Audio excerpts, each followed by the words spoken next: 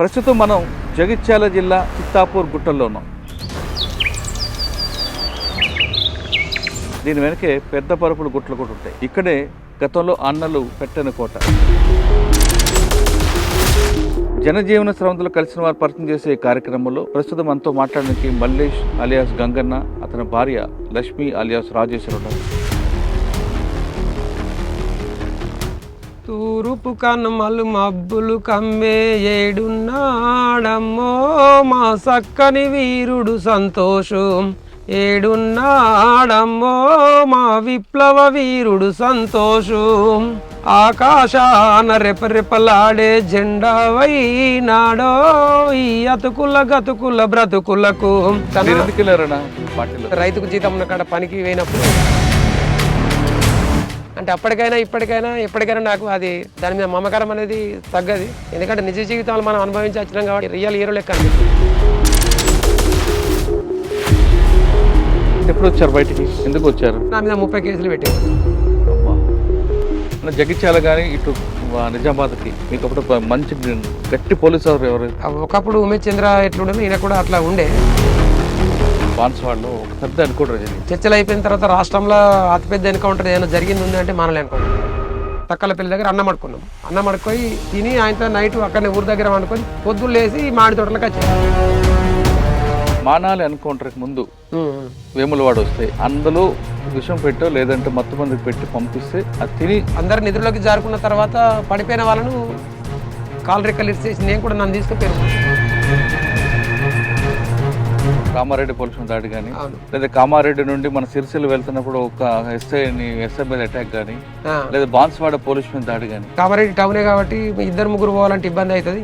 ముగ్గురు అయినా బండి మీద అక్కడక్కడ పోలీసులు చూస్తే ఆపుతారని చెప్పేసి ఏకపరిచయం ఇచ్చి తోలేసారు నన్ను. రామారెడ్డి పోలీసు దాడి దాన్ని మనం ఏ విధంగా చేద్దాం అనుకున్నప్పుడు దాన్ని డైరెక్షనల్ మైన్ అయితేనే దానికి బెటర్ ఉంటుంది అని చెప్పేసి ఒక యాక్టివ్ ఉన్న సభ్యుని దళ సభ్యుని 3 నెలలు ట్రైనింగ్ పంపించిన తర్వాత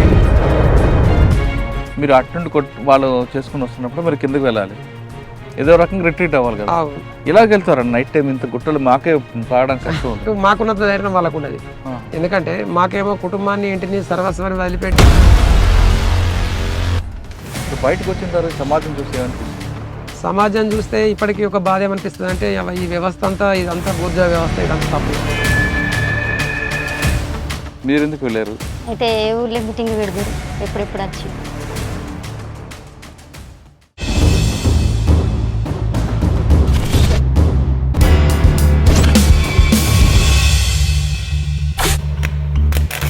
వెల్కమ్ టు క్రైమ్ కన్ఫెషన్స్. ప్రస్తుతం మనం జగిత్యాల జిల్లా చిత్తాపూర్ గుట్టల్లో ఉన్నాం. దీని వెనకే పెద్ద పరుపుల గుట్టలు కూడా ఉంటాయి. ఇక్కడే గతంలో అన్నలు పెట్టని కోట. అన్నలు ఇక్కడే ప్లీనరీలు కానీ ఒక సమావేశాలు కానీ చేసేవారు. ఇప్పుడు మనం ఇక్కడ జనజీవన స్రవంతులు కలిసిన వారు పరిచయం చేసే ఈ కార్యక్రమంలో ప్రస్తుతం మనతో మాట్లాడడానికి మల్లేష్ అలియాస్ గంగన్న, అతని భార్య లక్ష్మి అలియాస్ రాజేశ్వరి ఉన్నారు. వీళ్ళు మెట్పల్లి దగ్గర నుండి గతంలో పార్టీలోకి వెళ్ళి దాదాపు 8 సంవత్సరాల పార్టీలో పనిచేసి తర్వాత బయటకు వచ్చారు. వీళ్ళు ఎందుకు వెళ్ళారు, ఎందుకు వచ్చారు, వెళ్ళిన తర్వాత అక్కడ పార్టీలో ప్రజల కోసం ఏం చేశారనే విషయాల్ని ప్రస్తుతం గతంలో అన్నలు ఉన్న పెట్టని కోటైన ఈ గుట్టల్లోంచి వాళ్ళని అడుగుతాము. అన్న నమస్తే, అక్క నమస్తే. అక్క ఒకప్పుడు ఈ గుట్టలు అంటే పోలీసులు కూడా భయపడేవారు. ఈ గుట్టలు ఎందుకంటే పైన మీరుండేవారు, కింద పోలీసులు ఉండేవారు. ఈ గుట్టలు ఎక్కడం కూడా మీకు సులువు కానీ పోలీసులకు కష్టంగా ఉండేది. వాళ్ళ కింద కనబడితే చాలా మీరు ఫైరింగ్ చేసేవారు. అక్కడ నుండి అటు మీరు పారిపోయేవారు. అటువైపు పరుపులు గుట్టుంటుంది, కిందకు వస్తే జగిత్యాల కోరుట్ల అటు వెళ్ళారు.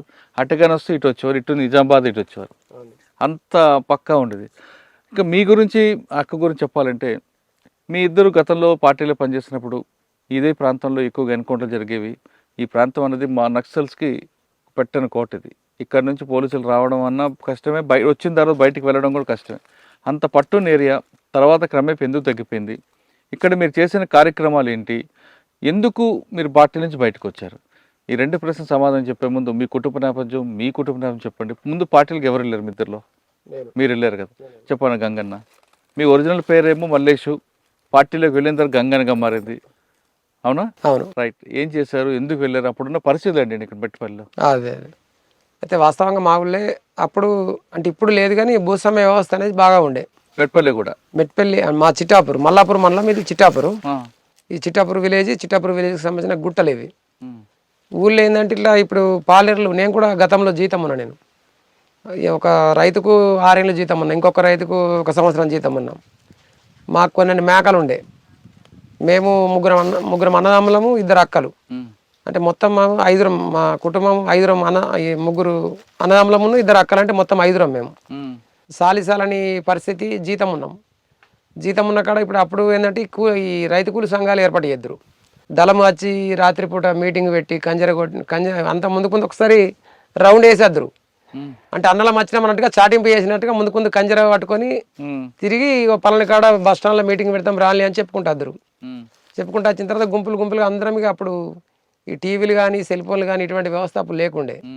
అప్పుడు అన్నలు అంటే పాటలు అంటే అందరం కూడా ప్రతి ఒక్కళ్ళు అసలు ఎవరు కూడా వట్టి ఉండేటోళ్ళు కాదు. ముసలిళ్ళ కాడికెళ్ళి చిన్నపిల్లల కాడికెళ్ళి ప్రతి ఒక్కళ్ళం ఆడ మాకు అది రాయసిన గుడి అంటారు, ఇప్పుడు గుడి ఉన్నది. అక్కడనే ఏ కార్యక్రమం అయినా, మీటింగ్ అయినా, సభ అయినా, సమావేశమైనా, పంచాయతీ అయినా ఏది జరుపుకోవాలన్నా అక్కడనే జమ అయ్యేది అన్నట్టు. అక్కడ ఒకటి కొంచెం ఎత్తుకెత్తు ఒకటి గద్దె లెక్క ఉంటుంది. ఆ గద్దె మీదకి ఎక్కి కంజర కొట్టుకుంటా పాట పాడి మీటింగ్ పెడతారు. ముందు 2 పాటలు పాడదు. ఏ దళం వచ్చేది అప్పుడు మెట్పల్లి దళం, ఎవరు పాత తాలూకా. అప్పుడు ప్రభాకర్ అన్న, ఆల్యశంకర్ ఆలియస్ ప్రభాకర్ అని చెప్పేసి వాళ్ళది పక్కనే ఇక్కడ కొర్రికల్ల, మెట్పల్లి మండలం కొర్రికల్ల. ప్రభాకర్ అన్న ప్రమోషన్ మీద జిల్లా కమిటీ సభ్యుడై వెళ్ళిపోయిన తర్వాత సాగర్ వచ్చాడు. సాగర్ అంటే అలా వాయులపల్లి జమ్మికుంట ఏరియా, హుజరాబాద్ ఏరియా. సాగరు ఆయన లొంగిపోయిన తర్వాత, ఆయన కేసుల పల్లై మళ్ళీ లొంగిపోయిన తర్వాత పేరోళ్ళ మీద వచ్చి మళ్ళీ ఆయన ఎన్కౌంటర్ అయ్యాడు, అది వేరే. కానీ ఆయన పోయిన తర్వాత మళ్ళీ ఇక్కడ మా పక్కనే మొగిలిపేట రమేష్ అని, గంగుల వెంకటస్వామి ఆలియస్ రమేష్ అన్న అని, అప్పుడు మనకు జిల్లా కార్యదర్శిగా పనిచేసి మానాల ఎన్కౌంటర్లో చనిపోయాడు. ఆ అప్పుడు మేము ఇదే రైతు కూలి సంఘం పెట్టారు ఇక్కడ దాసరి గంగమల్లయ్య అని చెప్పేసి. మాకు ఆయన జిఆర్డి కమాండర్ ఉండే. జిఆర్డి అంటే గ్రామ రక్షక దళం, జిఆర్డి అంటే గ్రామ రక్షక దళం కమాండర్ ఉండే. కమాండర్ అంటే అప్పుడు నిర్బంధం బాగుంటుండే. మేము రోజు ఇట్లా గుట్టల వైపు, ఇటు తోటల వైపు, అటు ఇటు గొర్రెలకు పోతుంటే, గొర్రెలకు కానీ ఆవులకు కానీ, లేకపోతే రైతుకు జీతం ఉన్న కాడ పనికి పోయినప్పుడు మాకు కలుతుండే. కలిసి మీరు తమ్ముడు ఇట్లా జీతం ఉండడు కాదు, మీరు ఖచ్చితంగా చదువుకోవాలా, ఇట్లా బాలల సంఘం ఏర్పాటు చేసుకోవాలని చెప్పేసి మాకు తను బోధించేది. బోధించినప్పుడు ఎందుకంటే మాకు కూడా ఏమనిపిస్తే అంటే, అన్న మరి మాకు అన్నలు కల్పిస్తామనంటే కల్పిస్తా తప్పకుండా అని చెప్పేసి 2-3 సార్లు ఇక్కడ యూసుఫ్ నగర్ అని మా పక్కనే ఉంటుంది, యూసుఫ్ నగర్ దగ్గరికి ఒకసారి తీసుకుపోయిండు, ఐలాపూర్ దగ్గరికి ఒకసారి, ఇంకోసారి మొగిలిపేట దగ్గరికి ఒకసారి, ఇట్లా 2-3 సార్లు దళం దగ్గరికి తీసుకుపోయాడు. తీసుకుపోయిన తర్వాత వాళ్ళని నిజంగా చూసే వరకల్లా మాకు కూడా ఏమనిపించింది అంటే, నిజంగా మనం కూడా ఇట్లా ఉండాలి అనేది. అందుకే నా డీప్ కూడా ఇప్పటికి అట్లే పెట్టుకున్నా. అంటే అప్పటికైనా ఇప్పటికైనా ఎప్పటికైనా నాకు అది దాని మీద మమకారం అనేది తగ్గది. ఎందుకంటే నిజ జీవితాలు మనం అనుభవించి వచ్చినాం కాబట్టి అది రియల్గా ఒక రియల్ హీరో లెక్క అనిపిస్తుంది. కాబట్టి మనం కూడా పోవాలనేది నాకు కసి ఉండే. కానీ వాళ్ళు మేము పోదామన్నప్పుడు తీసుకోలేరు వాళ్ళు. ఎందుకు? మీరు ఖచ్చితంగా ఊళ్ళో ఉండాలి, ఇట్లా సంఘం పెట్టుకోవాలి అనేది బాలల సంఘం పెట్టారు. అసలు మాకు చదువు రాకపోవు అప్పుడు. చదువు అంటే సాలిసాలని కుటుంబ ఆర్థిక ఇబ్బందులు, పరిస్థితుల వల్ల నేపథ్యం చూసుకుంటే ఏంటంటే 1 ఎకరం భూమిలో ఏం పండేది కాదు. మా అన్న జీతం ఉంటుండే, నేను ఒకరికి జీతం ఉన్నా, మా తమ్ముడు ఇంకో ఆయనకు జీతం ఉన్నాడు. ఇక అటువంటి పరిస్థితుల్లో అందరం జీతం ఉండి పని చేసుకొని మా అక్కలకు పెళ్ళిళ్ళు చేసి వాళ్ళకి వరకట్నాలు ఇవన్నీ అప్పుడున్న వ్యవస్థలు ఇవన్నీ ఉంటుండే. కాబట్టి వాళ్ళకి చేసే వరకు మాకు కూడా ఇక్కడ ఏమి ఉండకపోవు. అసలు ఓసారి అన్నం తిందామంటే కూడా సరిపోయేంత పరిస్థితి ఉండకపోవు. అప్పుడు ఎక్కువ గడక కానీ అన్నం కొద్దిగా అంత ఉంటుండే. చుట్టాలు వస్తే అన్నం అడుగురు. అసలు వాస్తవంగా గడకనే. చుట్టాలు వస్తే వాళ్ళని గౌరవించాలి కాబట్టి వాళ్ళకు బియ్యం తీసుకొచ్చి అన్నం వండే పరిస్థితి ఉంటుండే. అటువంటి నేపథ్యంకి వెళ్ళి వచ్చినాం కాబట్టి మనకు కూడా అక్కడికి పోతే మనము సాధించాలనే కసి ఒకటి. తర్వాత పాటలకు మరి ముఖ్యంగా పాటలకు ఆకర్షితమైన. ఏ పాట బాగా? అప్పటి పాటలు నాకు గుర్తులేవు, కానీ నాకు కూడా అంటే ఇప్పుడు నేను కూడా ఒక 8 సంవత్సరాలు పనిచేసిన కాబట్టి నేను కూడా చివర్లో వాడమన్నా వాడతా, మధ్యలో వాడమన్నా వాడతా. ఒక పాట పాడండి. తూర్పు కనుమల్లో సూర్యుడు ఉదయించే, అల్లమ్మనోరుడు తూర్పు కోటలో ఉదయించే, అల్లమ్మనోరుడు తూర్పు కోటలో ఉదయించే, ఓరుగల్లులో విద్యార్థుద్యమ నాయకుడవై వెలిగినవన్నా, నాయకుడవై వెలిగినవన్నా, అన్నగాళ్ళను హత్యలు చేసి ఉద్యమాన్ని ఆపుతామంటూ కలలు గన్న శత్రు ఎత్తుల సిత్తు జయ గదిలినావే ఓరు గల్లు పట్టణ ఆర్గనైజరై ప్రజలల్లో నువ్వు కలిసి నావే తూర్పు కర్మల్లో సూర్యుడు ఉదయించే అల్లమ్మనోహరుడు తూర్పు కోటలో ఉదయించే అల్లమ్మనోహరుడు తూర్పు కోటలో ఉదయించే సూపర్. పోలీసు బుద్ధులు అర్థం గాని కుటుంబ సభ్యులు నిన్ను వాటిస్తే అదరాలేదే బెదరాలేదే తడబడలేదే తొందరపడలే నీ జీవితమే విప్లవానికే అంకితమంటూ సాటి చెప్పి రైతు కూలి మహాసభకు అశోకన్నై తిరిగి వచ్చినవే తూర్పు కనుమల్లో సూర్యుడు ఉదయించే అల్లమ్మనోహరుడు తూర్పు కోటలో ఉదయించే. ఇంకా మీ గురించి చెప్పండి, మీరు ఎందుకు వెళ్ళారు? మేము గొల్లపల్లి మండలం ఎన్మట గ్రామం మాది. మేము ముగ్గురం, ఒక తమ్ముడు చెల్లి, నేను పెద్ద నేనే వాళ్ళిద్దరికంటే. అయితే ఊళ్ళో మీటింగ్ పెడతారు ఎప్పుడెప్పుడు వచ్చి. ఊళ్ళో మీటింగ్ పెట్టి భూస్వాముల దగ్గర బియ్యం తీసి ఊళ్ళోనే వంచిర్రు. మా ఊళ్ళోనే వంచితే ఒక అన్న ఉండే బుగ్గరెడ్డి అని, మా ఊళ్ళోకి వెళ్ళి పోయిండు బుగ్గరెడ్డి అన్న. ఇక అన్న ఎప్పుడు అక్క నువ్వు రావాలంటుండే. అయితే అన్న నేను ఇప్పుడు రాను, మా వాళ్ళు చిన్నగా ఉన్నారు, తమ్ముడు చెల్లె చిన్నగా ఉంది, రానంటే ఖచ్చితంగా అక్క రావాలి నువ్వు అని అంటుండే. అన్నప్పుడు తర్వాత అన్న పోయిండు, బియ్యం పంచిండు అన్ననే. అదే ఊళ్ళే బియ్యం తీసుకున్నాడు, బియ్యం పంచిండు అన్ననే. ఎప్పుడెప్పుడు అన్నం తీసుకుపోయేది. ఇక నాకు ఎందుకంటే నేను అత్త అంటే ఏమంటారు, మా అక్క నువ్వు కొద్దిగా పని చేయాలి ఉండి అంటే నాకు పోస్టర్లు ఇచ్చేది. బ్యానర్లు కట్టిన పోస్టర్లు వేసిన తర్వాత ఇక వెనకసిరి అక్క ఇక ఎందుకంటే నువ్వు ఊళ్ళో ఉంటే ఇప్పుడు మంచిగా లేదు, ఇక రా అంటే ఇక వెళ్ళినావు. అప్పుడు ఎంత వయసు అమ్మా నీకు? అప్పుడు వయసు 18 సంవత్సరాలు ఉంటుంది కావచ్చు. పోయినప్పుడు ఏ దళంలోకి వెళ్ళారు? మీ బాధ్యత ఎవరు అప్పుడు? అప్పుడు భూపుతన్న మలయాళ భూపుతన్న. అన్న మరి మీ ఇద్దరు ఎప్పుడు కలిసారు? నేను జైచాల ఎల్జిఎస్ కమాండర్ ఉన్నా. నేను జైచాల ఎల్జిఎస్ కమాండర్ ఉన్నప్పుడు మా పక్కనే మలయాళ దళం, జైచాల మలయాళ పక్కనే ఉంటుంది. అప్పుడు పాత తాలూకాలు. ఇక్కడ మెట్టిపల్లి దళం, ఇది మెట్టిపల్లి దళం దాడితే జైచాల దళం, జైచాల దాడితే మలయాళ దాడితే మళ్ళీ మనకు ఉస్నాబాద్, హుజరాబాద్, మంతిని, పెద్దపల్లి, ఈ 7 దళాలు ఉంటుండే అప్పుడు మనకు పాత ఉమ్మడి కరీంనగర్ జిల్లాలో. మాకు మలయాళ దళంకును జైచాల దళం ఎల్జిఎస్ దళాలు వచ్చినాయి అప్పుడు. అంతకుముందే పెద్ద దళాలు ఉన్నప్పుడు ఏరియా కమిటీ సెక్రటరీ ఉంటుండే, 2 సభ్యులు ఉందరు, 3 కమిటీ ఉంటుండే. నెక్స్ట్ ఏమైందంటే ఆర్గనైజేషన్ రీత్యా మనం ఇట్లా వికేంద్రీకరించాలనే దాంట్లో భాగంగా ఎల్జిఎస్ దళాలు ఏర్పాటు చేశారు. ఎల్జిఎస్ దళాలు అంటే ఎల్జిఎస్ దళాలకు కమాండర్లు ఉంటారు. ఎల్జిఎస్ దళం కమాండరు ఈ ఎల్జిఎస్ ఆ ఎల్జిఎస్ మీద ఒక సెక్రటరీ ఉంటాడు. ఈ 3 మళ్ళీ కమిటీ, ఈ ఏరియా కమిటీ సెక్రటరీ అనేది 2 దళాలని కోఆర్డినేషన్ చేయాలి. మాకు అప్పుడు గిరి రవి అని చెప్పేసి మంతినేరి ఆయన అలా అప్పుడు జడల నాగరాజు వాళ్ళ అన్నను వాళ్ళ బాబుని ఇద్దరు చంపేసిండు. గిరి రవి అని చెప్పేసి మాకు జైచాల ఈ ఏరియా కమిటీ సెక్రటరీ ఆయన ఉండే. నేను జైచాల ఎల్జిఎస్ దళం, నేను ఈమెనేమో మలయాళ దళంలో సభ్యురాలు. ఇంకొక అర్జున్ అని పీసార్ రమేష్, ఇప్పుడు మీరు ఇంటర్వ్యూ చేశారు ఆయన కూడా, ఆయననేమో మలయాళ దళం కమాండర్ ఉండే, నేనేమో జైచాల దళం కమాండర్. మాకు ఏరియా కమిటీ సెక్రటరీగా గిరి రవి అని చెప్పేసి ఆలియాస్ జనార్దన్ పేరుతోటి ఇక్కడ పనిచేసాడు. ఇక్కడ పనిచేసిన తర్వాత నేను 1 సంవత్సరం ఇక్కడ జైచాల ఎల్జిఎస్ కమాండర్ పనిచేసి ప్రమోషన్ మీద 2 దళాలకు సెక్రటరీగా నిజామాబాద్ జిల్లాకైనా, ఇది బాన్సువాడ, ఎల్లారెడ్డి, కామారెడ్డి, భీమ్గల్ ఇటు కొన్ని సంవత్సరాలు పనిచేసినా మళ్ళీ ఇక్కడికి వెళ్ళి అటుకొని అంటే 4 దళాలకు నేను అప్పుడు కొంచెం మూమెంట్ తగ్గిపోతున్న టైంలో ఇక 4 దళాల బాధ్యతలు నా మీద పడ్డది. అప్పుడు పోలెం సుదర్శన్ రెడ్డి ఆలియస్ ఆర్కే అని చెప్పేసి మొగిలిసర్లా, వరంగల్ ఆర్కే అందరూ. ఆర్కే అంటే మన చర్చలకైనా ఆర్కే కాకుండా ఇక్కడ ఒక ఆర్కే ఉండేది.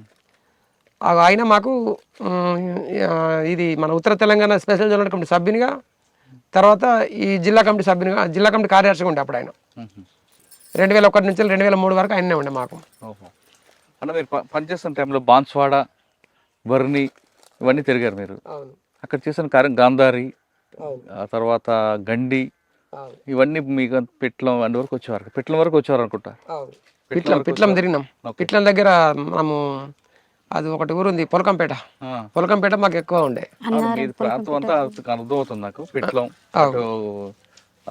కోటపల్లి, కోటేడు ఇవన్నీ ఉన్నాయి కదా. అవును. మీరు ఈ ప్రాంతంలో తిరిగినప్పుడు ప్రజలకు ఏం చేశారు మీరు? ప్రజలకు ముఖ్యంగా అప్పటికి నిర్బంధం అనేది బాగా అయింది. అంటే మనకు ఉన్న పరిచయస్తుల్ని మిలిటెంట్లను కానీ సానుభూతి పరులు కానీ పిలుచుకొని లీగల్ అంటే మనకు ఎక్కడికైనా అసలు ఈ సెల్ ఫోన్ వ్యవస్థ అనేది అభివృద్ధి అవుతుంది కాబట్టి ఆ టైంలో మనము ఏ కొద్దిగా మనం మీటింగ్ పెడదామన్నా మనకు పెట్టని పరిస్థితి ఉంటుండే వాస్తవంగా. కామారెడ్డి ఏరియాలో మన గాయత్రి షుగర్ ఫ్యాక్టరీ ఉంది కాబట్టి జంగల్ కూడా అక్కడ తక్కనే, ఏది నిజామాబాద్ జిల్లా కామారెడ్డి ఏరియాలో. కాబట్టి చెరుకులలో ఎక్కువ ఉండేది మేము. చెరుకులలో ఉండి నైట్ పూట సాయంత్రం పూట ఊరి దగ్గరకు పోయి మనకు పరిచయం ఉన్నటువంటి వాళ్ళని పిలుచుకొని ఏమన్నా ఇప్పుడు మహిళల సమస్యలు కానీ, వరకట్నం సమస్య కానీ, లేకపోతే భార్య భర్తలు విడాకుల సమస్యలు కానీ, లేకపోతే ఎవరన్నా వేధింపుల ఇది మన భూస్వాములు పెత్తందారులు ఉన్నటువంటి వాళ్ళని హెచ్చరించే అటువంటిది కానీ, ముఖ్యంగా మనకు గాయత్రి షుగర్ ఫ్యాక్టరీ ఉండే కాబట్టి దాని మీద మేము అంటే ఎప్పటికప్పుడు రేట్లు పెంచాలనే విషయంలో అది చేస్తుంటే. ఇంకోటి కామారెడ్డి కళ్ళు డిపో ఉంటుండే, వాళ్ళని కూడా వాళ్ళకు ఈ కల్తీ కళ్ళు కాకుండా నాణ్యమైన కళ్ళు అందించాలని చెప్పేసి, తర్వాత వాళ్ళకు ఈ కళ్ళు సేకరించే సందర్భంగా వాళ్ళకి సరైన రేట్లు ఇస్తలేరని చెప్పేసి దాని మీద కూడా మేము పిలుచుకొని మాట్లాడుతుంటే. కానీ మీరు పని చేస్తున్న టైంలోనే కామారెడ్డి పొల్యూషన్ దాడి కానీ, లేదా కామారెడ్డి నుండి మన సిరిసిల్ల వెళ్తున్నప్పుడు ఒక ఎస్ఐ మీద అటాక్ కానీ, లేదా బాన్స్వాడ పొల్యూషన్ దాడి కానీ, ఈ మూడు మీరు ఉన్నారా? నేను 2001 నుంచి 2003 వరకు, అంటే 2001 ప్రారంభం నుంచి 2003 ఏప్రిల్ 25 తారీఖు దాకా నేను పార్టీలో ఉన్నా. కామారెడ్డి అది బాన్స్వాడ కామారెడ్డి ఎల్లారెడ్డి భీమ్గల్ ఆ ఏరియాలో పనిచేసినాం. ఆ టైంలో మేము చేసింది ఏంటంటే కామారెడ్డిలో నేను ఒక్కొనే పోయినా, ఏది మన పెంటయ్య అని ఐడిపాటి కానిస్టేబుల్ ఉండే, ఐడిపాటి కానిస్టేబుల్ పెంటయ్య మాకు సానుభూతిపరుడు బైక్ మీద తీసుకుపోయాడు. ఏకపాటి సేవ మా అప్పుడు పోలీస్ సుదర్శన్ రెడ్డి మాకు ఏ రకం మన జిల్లా కార్యదర్శి ఉండే కాబట్టి అది కామారెడ్డి టౌనే కాబట్టి 2-3 పోవాలంటే ఇబ్బంది అవుతుంది, 3 అయినా బండి మీద అక్కడక్కడ పోలీసులు చూస్తే ఆపుతారని చెప్పేసి ఏకపాటి సేవని ఇచ్చి తోలేసారు నన్ను. తోలేస్తే నేను పోయి ఇల్లు చూపెట్టిండు. ఇల్లు చూపెట్టిన తర్వాత అది తీస్తే అది పటాకి వేసేది ఉన్నది వెళ్ళలేదు లడకన. వెళ్ళకపోగానే ఆయన అలర్ట్ అయ్యండి. ఎవరంటే మేమే, నేను పెంటయ్య మీతో మాట్లాడింది సార్, పెంటనా సార్ అని ఇట్లా మేము పిలుచుకునే వరకు ఆయన అప్పటికే బూలు పడి భయపడి ఆయనతో పోయి బాత్రూంలో దాక్కున్నాడు. దానికి వెళ్ళకపోగానే దాని మీకు దుంకి ఆయనతో పోయి ఇల్లంతా లింక్ అటు ఇటు చేస్తే ఎక్కడ కనిపించలేడు. ఆ డోర్ వేసుకున్నారు, 2-3 కాల్పులు జరిపి ఆయనతో 5-10 నిమిషాలలో కథం పోలీస్ జీప్ సైరన్ మోకుంటూ వస్తుంది. వెంటనే మళ్ళా బండి స్టార్ట్ మీద ఉంచిండు ఆయన, ఏది మమ్మల్ని తోక పేరు అయినా 2 వీలర్ బైక్ మీద స్టార్ట్ మీద నుంచి ఆయన వెంటనే మళ్ళీ రిటైర్డ్ అయ్యి వెళ్ళి రావడం జరిగింది. ఆయన తప్పించుకున్నాడు, ఆ విధంగా ఆయన తప్పించుకున్నాడు. కానీ గంభీరావుపేట కూడా అటాక్ అయింది కదా? గంభీరావుపేట అటాక్ అంటే సిరిసిల్ల దళం మీది కాదా? సిరిసిల్ల దళం, అది మాది కాదు, సిరిసిల్ల దళం. మీరు యాక్షన్ టేబుల్ ఉంటే చాలా యాక్టివ్గా ఉండేవారు కదా అప్పుడు. కామారెడ్డి రామారెడ్డిలో ఒకరిని గొంతు కూడా కోసినట్లున్నారు. ఏం లేదన్న, అటువంటిది అయితే మాత్రం చేయలేము. నేను వాస్తవంగా నాకు యాక్షన్ టీం కంటే కూడా నాకు ఆర్గనైజేషన్ బాధ్యతలు ఎక్కువ ఉండే. 2 దళాలని కోఆర్డినేషన్ చేయడం కానీ ఎక్కువ 2 దళాలు మాకు. రామారెడ్డి పోలీస్ స్టేషన్ దాడి మీద మనకు గాజర్ల సారయ్య ఆలియస్ ఆజాద్ అని చెప్పేసి అప్పుడు తన జిల్లా కార్యదర్శి రవి అన్నగారు, అది అశోక్ వాళ్ళ అన్న, రవి కానీ అశోక్ వాళ్ళు ముగ్గురు కదా. అవును. అతను మాకు జిల్లా కార్యదర్శి ఉన్నాడు. అప్పుడు జిల్లా కార్యదర్శి ఉన్నప్పుడు తన నాయకత్వంలో ప్లాన్ చేసినాం. అది ప్లాన్ చేసి మనము ఈ డైరెక్షనల్ మైన్ పెట్టాలనుకున్నాం సార్. ఏది రామారెడ్డి అది పోలీస్ స్టేషన్ కాదు, అది వాస్తవంగా అవుట్ పోస్ట్. అది దాని మీద దాడి చేయాలని చెప్పేసి ఫస్ట్ రెక్కి చేసినాం. రెక్కి చేసిన తర్వాత ఏంటంటే దాన్ని మనము పక్కపొంటి ఇండ్లు అవి ఉన్న వాళ్ళని కూడా ముందే వాళ్ళకి చెప్పి వాళ్ళని కాల్ చేయించినాం. ఎందుకంటే ప్రాణ నష్టం మిగతా వాళ్ళకి జరగద్దు అనే ఉద్దేశంతో కాల్ చేసినాం. అయితే దానికంటే ముందు ఏంటంటే ఈ రెక్కి చేసిన తర్వాత దాన్ని మనం ఏ విధంగా చేద్దాం అనుకున్నప్పుడు దాన్ని డైరెక్షనల్ మైన్ అయితేనే దానికి బెటర్ ఉంటుంది అని చెప్పేసి అట్లా అప్రోచ్ అయ్యి దానికి ఏం చేయాలా, మనకు మన సొంత మనిషి కావాలా. డైరెక్షనల్ మైన్ అంటే ఒకటి వ్యాన్ అన్న ఏదైనా ఒక వెహికల్ తీసుకుపోయి దాంట్లో పెట్టి అది అట్లా అటువైపు పెట్టిన తర్వాత రిమోట్ తోటి మనం ఆపరేట్ చేస్తాం. దానికోసం మన మనిషే కావాలి. ఇప్పుడు వేరే మనిషిని తీసుకొచ్చి కూలి అయినా తీసుకొచ్చి నువ్వు ఇట్లా పెట్టమంటే పెట్టాడు కాబట్టి ఒక మనిషిని 3 నెలలు ట్రైనింగ్ పంపించినాం. 3 నెలలు ట్రైనింగ్. అది ఎక్కడ తీసుకున్నారు? అది వాస్తవంగా జిల్లా కమిటీకి తెలుసు. నేను ఏరియా కమిటీ సెక్రటరీ కాబట్టి అది అటువంటి కొన్ని మాదాలకు టెక్నికల్ సమస్యలు ఉంటాయి కాబట్టి చెప్పారు. అది ఒక మనిషిని ఆయనను ఒక యాక్టివ్ ఉన్న సభ్యుని దళ సభ్యుని 3 నెలలు ట్రైనింగ్ పంపించిన తర్వాత ఆయన ట్రైనింగ్ పొంది వచ్చిన తర్వాత ఇక వెహికల్ మాట్లాడుకొని దానిలో డైరెక్షనల్ మైన్ ఏర్పాటు చేసి రామారెడ్డి పోలీస్ స్టేషన్ పేల్ చేయాలనుకున్నాం. ఈ పేల్ చేసే కంటే ముందు సదాశివనగర్ నుంచి ఒక రోడ్ వస్తుంది, దాన్ని బ్లాక్ చేయాలా. కామారెడ్డికి వెళ్ళి ఒక రోడ్ వస్తుంది, దాన్ని బ్లాక్ చేయాలా. ఇక్కడికి వెళ్ళి మాచారెడ్డికి వెళ్ళి ఒక రోడ్ వస్తుంది, దీన్ని బ్లాక్ చేయాలా. ఈ 3 అక్కల 3 స్కౌట్లు ఉన్నాం మేము. నా బాధ్యత ఏంటంటే కామారెడ్డి వైపు నుంచి వచ్చే స్కౌట్కు నేను బాధ్యుని. ఓకే. ముగ్గురు ఒక టీం, నాకు టీం ఇచ్చారు. టీం ఇచ్చిన తర్వాత అక్కడ మేము అది రోడ్డుకు కింద ఇవి ఉంటాయి కదా, అది కలవాటు కింద మా మందు పాత్ర పెట్టుకొని ఉన్నాం మేము. అంటే అదనపు బలగాలు రాకుండా నివారించడం కోసం దీన్ని దాడిని సక్సెస్ చేసుకొని ఆయుధాలు తీసుకొని పోవాలి. అంటే మా ఉద్దేశం అప్పుడైనా ఇప్పుడైనా వాళ్ళు కూడా పోలీసులు కూడా చాలామంది కింది స్థాయికి వెళ్ళి ఉన్నటువంటి వాళ్ళని చంపాలని ఉద్దేశం కాదు. మనం డైరెక్షనల్ మైన్ వేల్చిన తర్వాత ఆయుధాలు సీజ్ చేసుకుని వెళ్ళిపోవాలని చెప్పేసి పర్స్పెక్టివ్. ఆ ఉద్దేశంలో భాగంగానే మాకు అప్పుడు వాకిటాకీలు ఉండే. అప్పుడు ఈ కొద్దిగా టెక్నాలజీ పెరిగింది, ముందు లేకుండే కానీ అప్పటికి వాకిటాకీలు వచ్చినాయి. ఈ 3 స్కౌట్లకు 3 వాకిటాకీలు ఇచ్చారు. నేనేమో కామారెడ్డి వైపు నుంచి వచ్చేదానికి నేనున్నా. ఇక మాచారెడ్డి మనకి ఇక్కడ సదాశివనగర్ అక్కడికి వచ్చేది ఇంకో టీం ఉన్నది, మాచారెడ్డికి వెళ్ళి వచ్చేది ఇంకో టీం. ఇది రామారెడ్డి అనేది మధ్యన ఉంటుంది.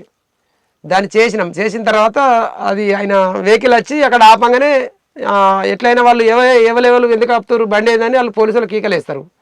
కీకలేసినప్పుడు ఇక దిగి వెళ్ళి రావాలా. వెళ్ళి వచ్చినప్పుడు వాళ్ళు కాల్పులు జరిపితే చనిపోతారు కాబట్టి మనల్ని కూడా వెనక బందుకుండి వీళ్ళు కాల్పులు జరుపుతారు. ఆయన రక్షించడం కోసం వీళ్ళు కాల్పులు జరపాలి. అది ప్లాను. కాల్పులు జరిపి ఆయన దిగే టైంలో ఆయన పోలీసులు ఎవరు బండి ఎందుకు ఎడుతున్నారు, ఎవరు తీర లొల్లి పెట్టారు. వాళ్ళు లొల్లి పెట్టిన తర్వాత దిగి ఆయనతో ఇటు ఊరికి వచ్చే టైంలో వాళ్ళు కాల్పులు జరిపారు. మనల్ని కూడా కాల్పులు జరిపారు. కాల్పులు జరిపిన బండి మనం అనుకున్న కరెక్ట్ దానికి ఏ పొజిషన్లో అయితే పెట్టాలో కొద్దిగా ముందరికి అయింది. అది బండి ముందరికి అయింది. ముందరికి అయిన తర్వాత మనోడు మన దగ్గరికి వచ్చిన తర్వాత ఆపరేట్ చేస్తే అది మొత్తం అది బ్లాస్ట్ కాలేదు. బ్లాస్ట్ కాకుండా కొద్దిగా ఒక మూల ధ్వంసమైంది. ఇక లొల్లి కీకలేసుడు చేసుడు వాళ్ళు కాల్పులు జరిపిర్రు. అది సక్సెస్ అయ్యి ముందుకు మొత్తం ధ్వంసం అయితే మనం కాల్పులు జరుపుకుంటే వెంటనే పోయి అక్కడ ఉన్న టీము ఆజాదన నాయకత్వంలో ఉన్న టీం పోయి మొత్తం కాల్పులు జరిపి ఆయుధాలు సీజ్ చేసుకోవాలి వాస్తవంగా. తర్వాత ఇక వాకిటాకిలలో అది దాడి పేలైంది రమ్మని చెప్పేసి మాకు కవర్ చేశారు. కవర్ చేసిన తర్వాత మేము ఇక మళ్ళీ దీన్ని అంటే మాకు ఎవరైనా కానీ దాడి పేలైనా మనం అవసరం ఉంటేనే పోలీసులు వచ్చిన పేల్చాలి, మనకు ఇది మందుగుండు సామాగ్రి అనేది దొరకదు, దాన్ని తీసుకురమ్మని చెప్పారు. కానీ మనం దీన్ని ఉండబోడు మళ్ళీ ఇంత దూరం ప్రయాణం చేసుడు అని చెప్పేసి అది అక్కడనే మేము దాన్ని వేలు చేసి వచ్చినాం. ఇక కలవాటు వేలు చేసి వచ్చినాం, రోడ్డుని ధ్వంసం చేసి కలవాటు వేలు చేసి వచ్చినాం. ఇక వేలు చేసి వచ్చి మళ్ళీ ఇక మేము అందరం మధ్య అడవులలో ఆర్వీ ప్లేస్లో కలుసుకున్నాం. దానికి రామారెడ్డికి మధ్యమల్లకు దగ్గరనే ఉంటుంది. అక్కడ కలుసుకొని అందరం రిట్రీట్ అయ్యి వెళ్ళొచ్చినాం. సరే, గాంధారి రోడ్లో ఎందుకని పేల్చారు? గాంధారి రోడ్డు అన్న ఏ ఇయర్ అది? 2002. చారు సిన్హా మేడం అప్పుడు ఎస్పీ చారు సిన్హా ఉండే. మరి అది 2002. నేను 2003 ఏప్రిల్లో నేను బయటకు వచ్చిన. నాకు ఐడియా లేదు మరి అది. బాన్స్వాడ పోలీస్ మీద దాడి, బాన్స్వాడ పోలీస్ స్టేషన్ మీద దాడి అదే అయ్యారు. అది 2002-3 ఆ టైంలో. బాన్స్వాడ పోలీస్ స్టేషన్ మీద దాడి లేదు. మరి అంటే చంపడం అంటే కానిస్టేబుల్ ఏమో చంపింది నాకు ఐడియా ఉంది. కానీ దాదాపు ఒక అరగంట సేపు ఫైరింగ్ అయింది కదా, పోలీస్ స్టేషన్ మీద అటాక్ చేస్తుంటారు. అంటే మీరు బయటకు వచ్చారు? నేను 2003 ఏప్రిల్ 20 నాడు ఆర్ఎస్ ప్రవీణ్ కుమార్ ఎస్పీ కరీంనగర్ ఎస్పీగా ఉండే అన్న. ఇప్పుడు ఇదే టైంలో సలీం దళం అని ఉండేది. సలీం దళం సీర్నపల్లి దళమా లేకపోతే దళమే? ఆ దళం గురించి మీకు చెప్పండి. సలీం దళము నేను వాస్తవంగా 96లో నేను యూజ్ అయినా. 98 దాకా మెట్టిపల్లి దళంలో దళ సభ్యునిగా పార్టీ సభ్యునిగా పనిచేసి 98లో ఉస్నాబాద్ పోయినా. ఉస్నాబాద్ ఏరియా కమిటీ సభ్యునిగా అక్కడ పోయినాం. అక్కడ పోయినప్పుడు మాకు తోకల రాయమల్లు ఆలియస్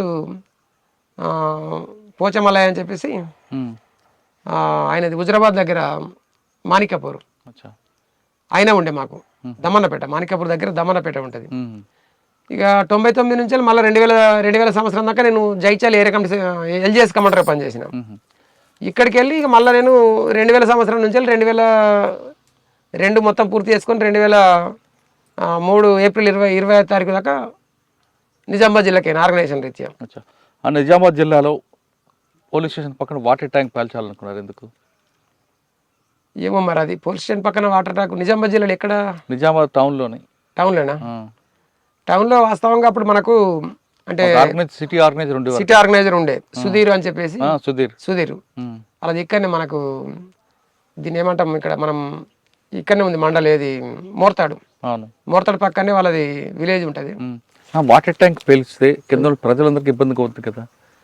లేదు, అటువంటిది అయితే ముందు ఇప్పుడు ఇంతకుముందు బస్సులు ధ్వంసం చేసినప్పుడు ప్రజల నుంచి వ్యతిరేకత వచ్చింది కాబట్టి అది కరెక్ట్ కాదని చెప్పేసి మీరు నిర్ణయించుకున్నాము. మరి వాటర్ ట్యాంక్ పేల్చాలని కాదు, కానీ ఇప్పుడు సుధీర్ ఏంటైనా ఎన్కౌంటర్ జరిగిండు.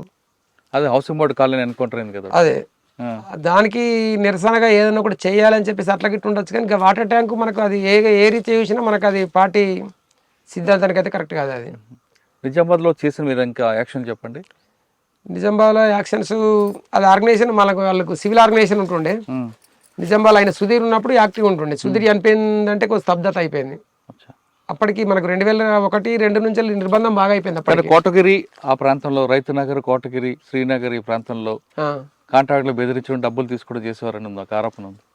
అది మాకు ఆయన దయానంద్ అని చెప్పేసి ఇప్పటికి కామారెడ్డిలో ఉంటాడు.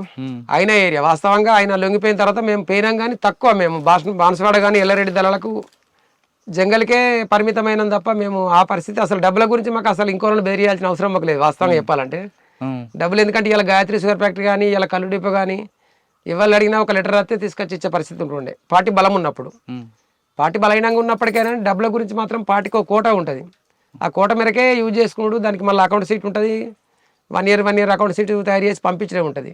దాంట్లో ఏమైనా ఆర్థిక క్రమశిక్షణకు పాల్పడ్డప్పటికీ అటువంటి ఏమైనా ఉంటే ఈ ప్రమోషన్ కానీ డిమోషన్ కానీ దాంట్లో ఉంటుంది. ఏమైనా ఆర్థిక క్రమశిక్షణ చేసి డబ్బులు దుర్వినియోగం చేసి ఇటువంటి ఏమైనా బెదిరించారు అంటే అది ఎవరి మీద అది సెంట్రల్ కమిటీ సభ్యుడైనా, రాష్ట్ర కమిటీ సభ్యుడైనా, స్టేట్ కమిటీ ఎవరైనా కానీ ప్రతి ఒక్కరి మీద చర్యలు ఉంటుంది. అది అన్నది బాన్స్వాడలో చేయలేదు, కానీ కొంతవరకు చేశారు. అక్కడ పోచారం శ్రీనివాసరెడ్డి కానీ గతంలో ఉన్న ఎస్వీఎల్ నరసింహరావు ఒక ఎమ్మెల్యే ఉండేవారు, వాళ్ళు ఇప్పుడు ఎదురుపడ్డారు మీకు? మాకు పోచారం శ్రీనివాసరెడ్డి ఉన్నప్పుడు మండ వెంకటేశ్వరరావు వాళ్ళిద్దరు అప్పుడు టీడీపీలో ఉండే. వాళ్ళు ఎస్వీఎల్ నరసింహరావు ఒక ఎమ్మెల్యే కూడా ఉండేవారు కదా బాన్స్వాడకి. ఏమో అయినా తెలియదు, కానీ మాకు ఇక్కడ సభ్యురాలి అయితే కామారెడ్డి ఏరియాలో సభ్యురాలి అని ఒక దళ సభ్యుడు సతీష్ అని చెప్పేసి ఆయన వెళ్ళిపోయిన తర్వాత ఆయన బెదిరించి డబ్బులు తీసుకున్నట్టుగా తెలుసు, కానీ అది పార్టీకి సంబంధం లేదు. ఎందుకంటే ఆయన బయటకు వెళ్ళిపోయిన తర్వాత ఆయన వ్యక్తిగతంగా బెదిరించి తీసుకున్నట్టు తెలుసు, కానీ పార్టీ పరంగా మాత్రం ఎక్కడ కూడా అటువంటి బెదిరించడం అనేది అయితే ఎక్కడ ఉండదు నాకు తెలిసినంత వరకు.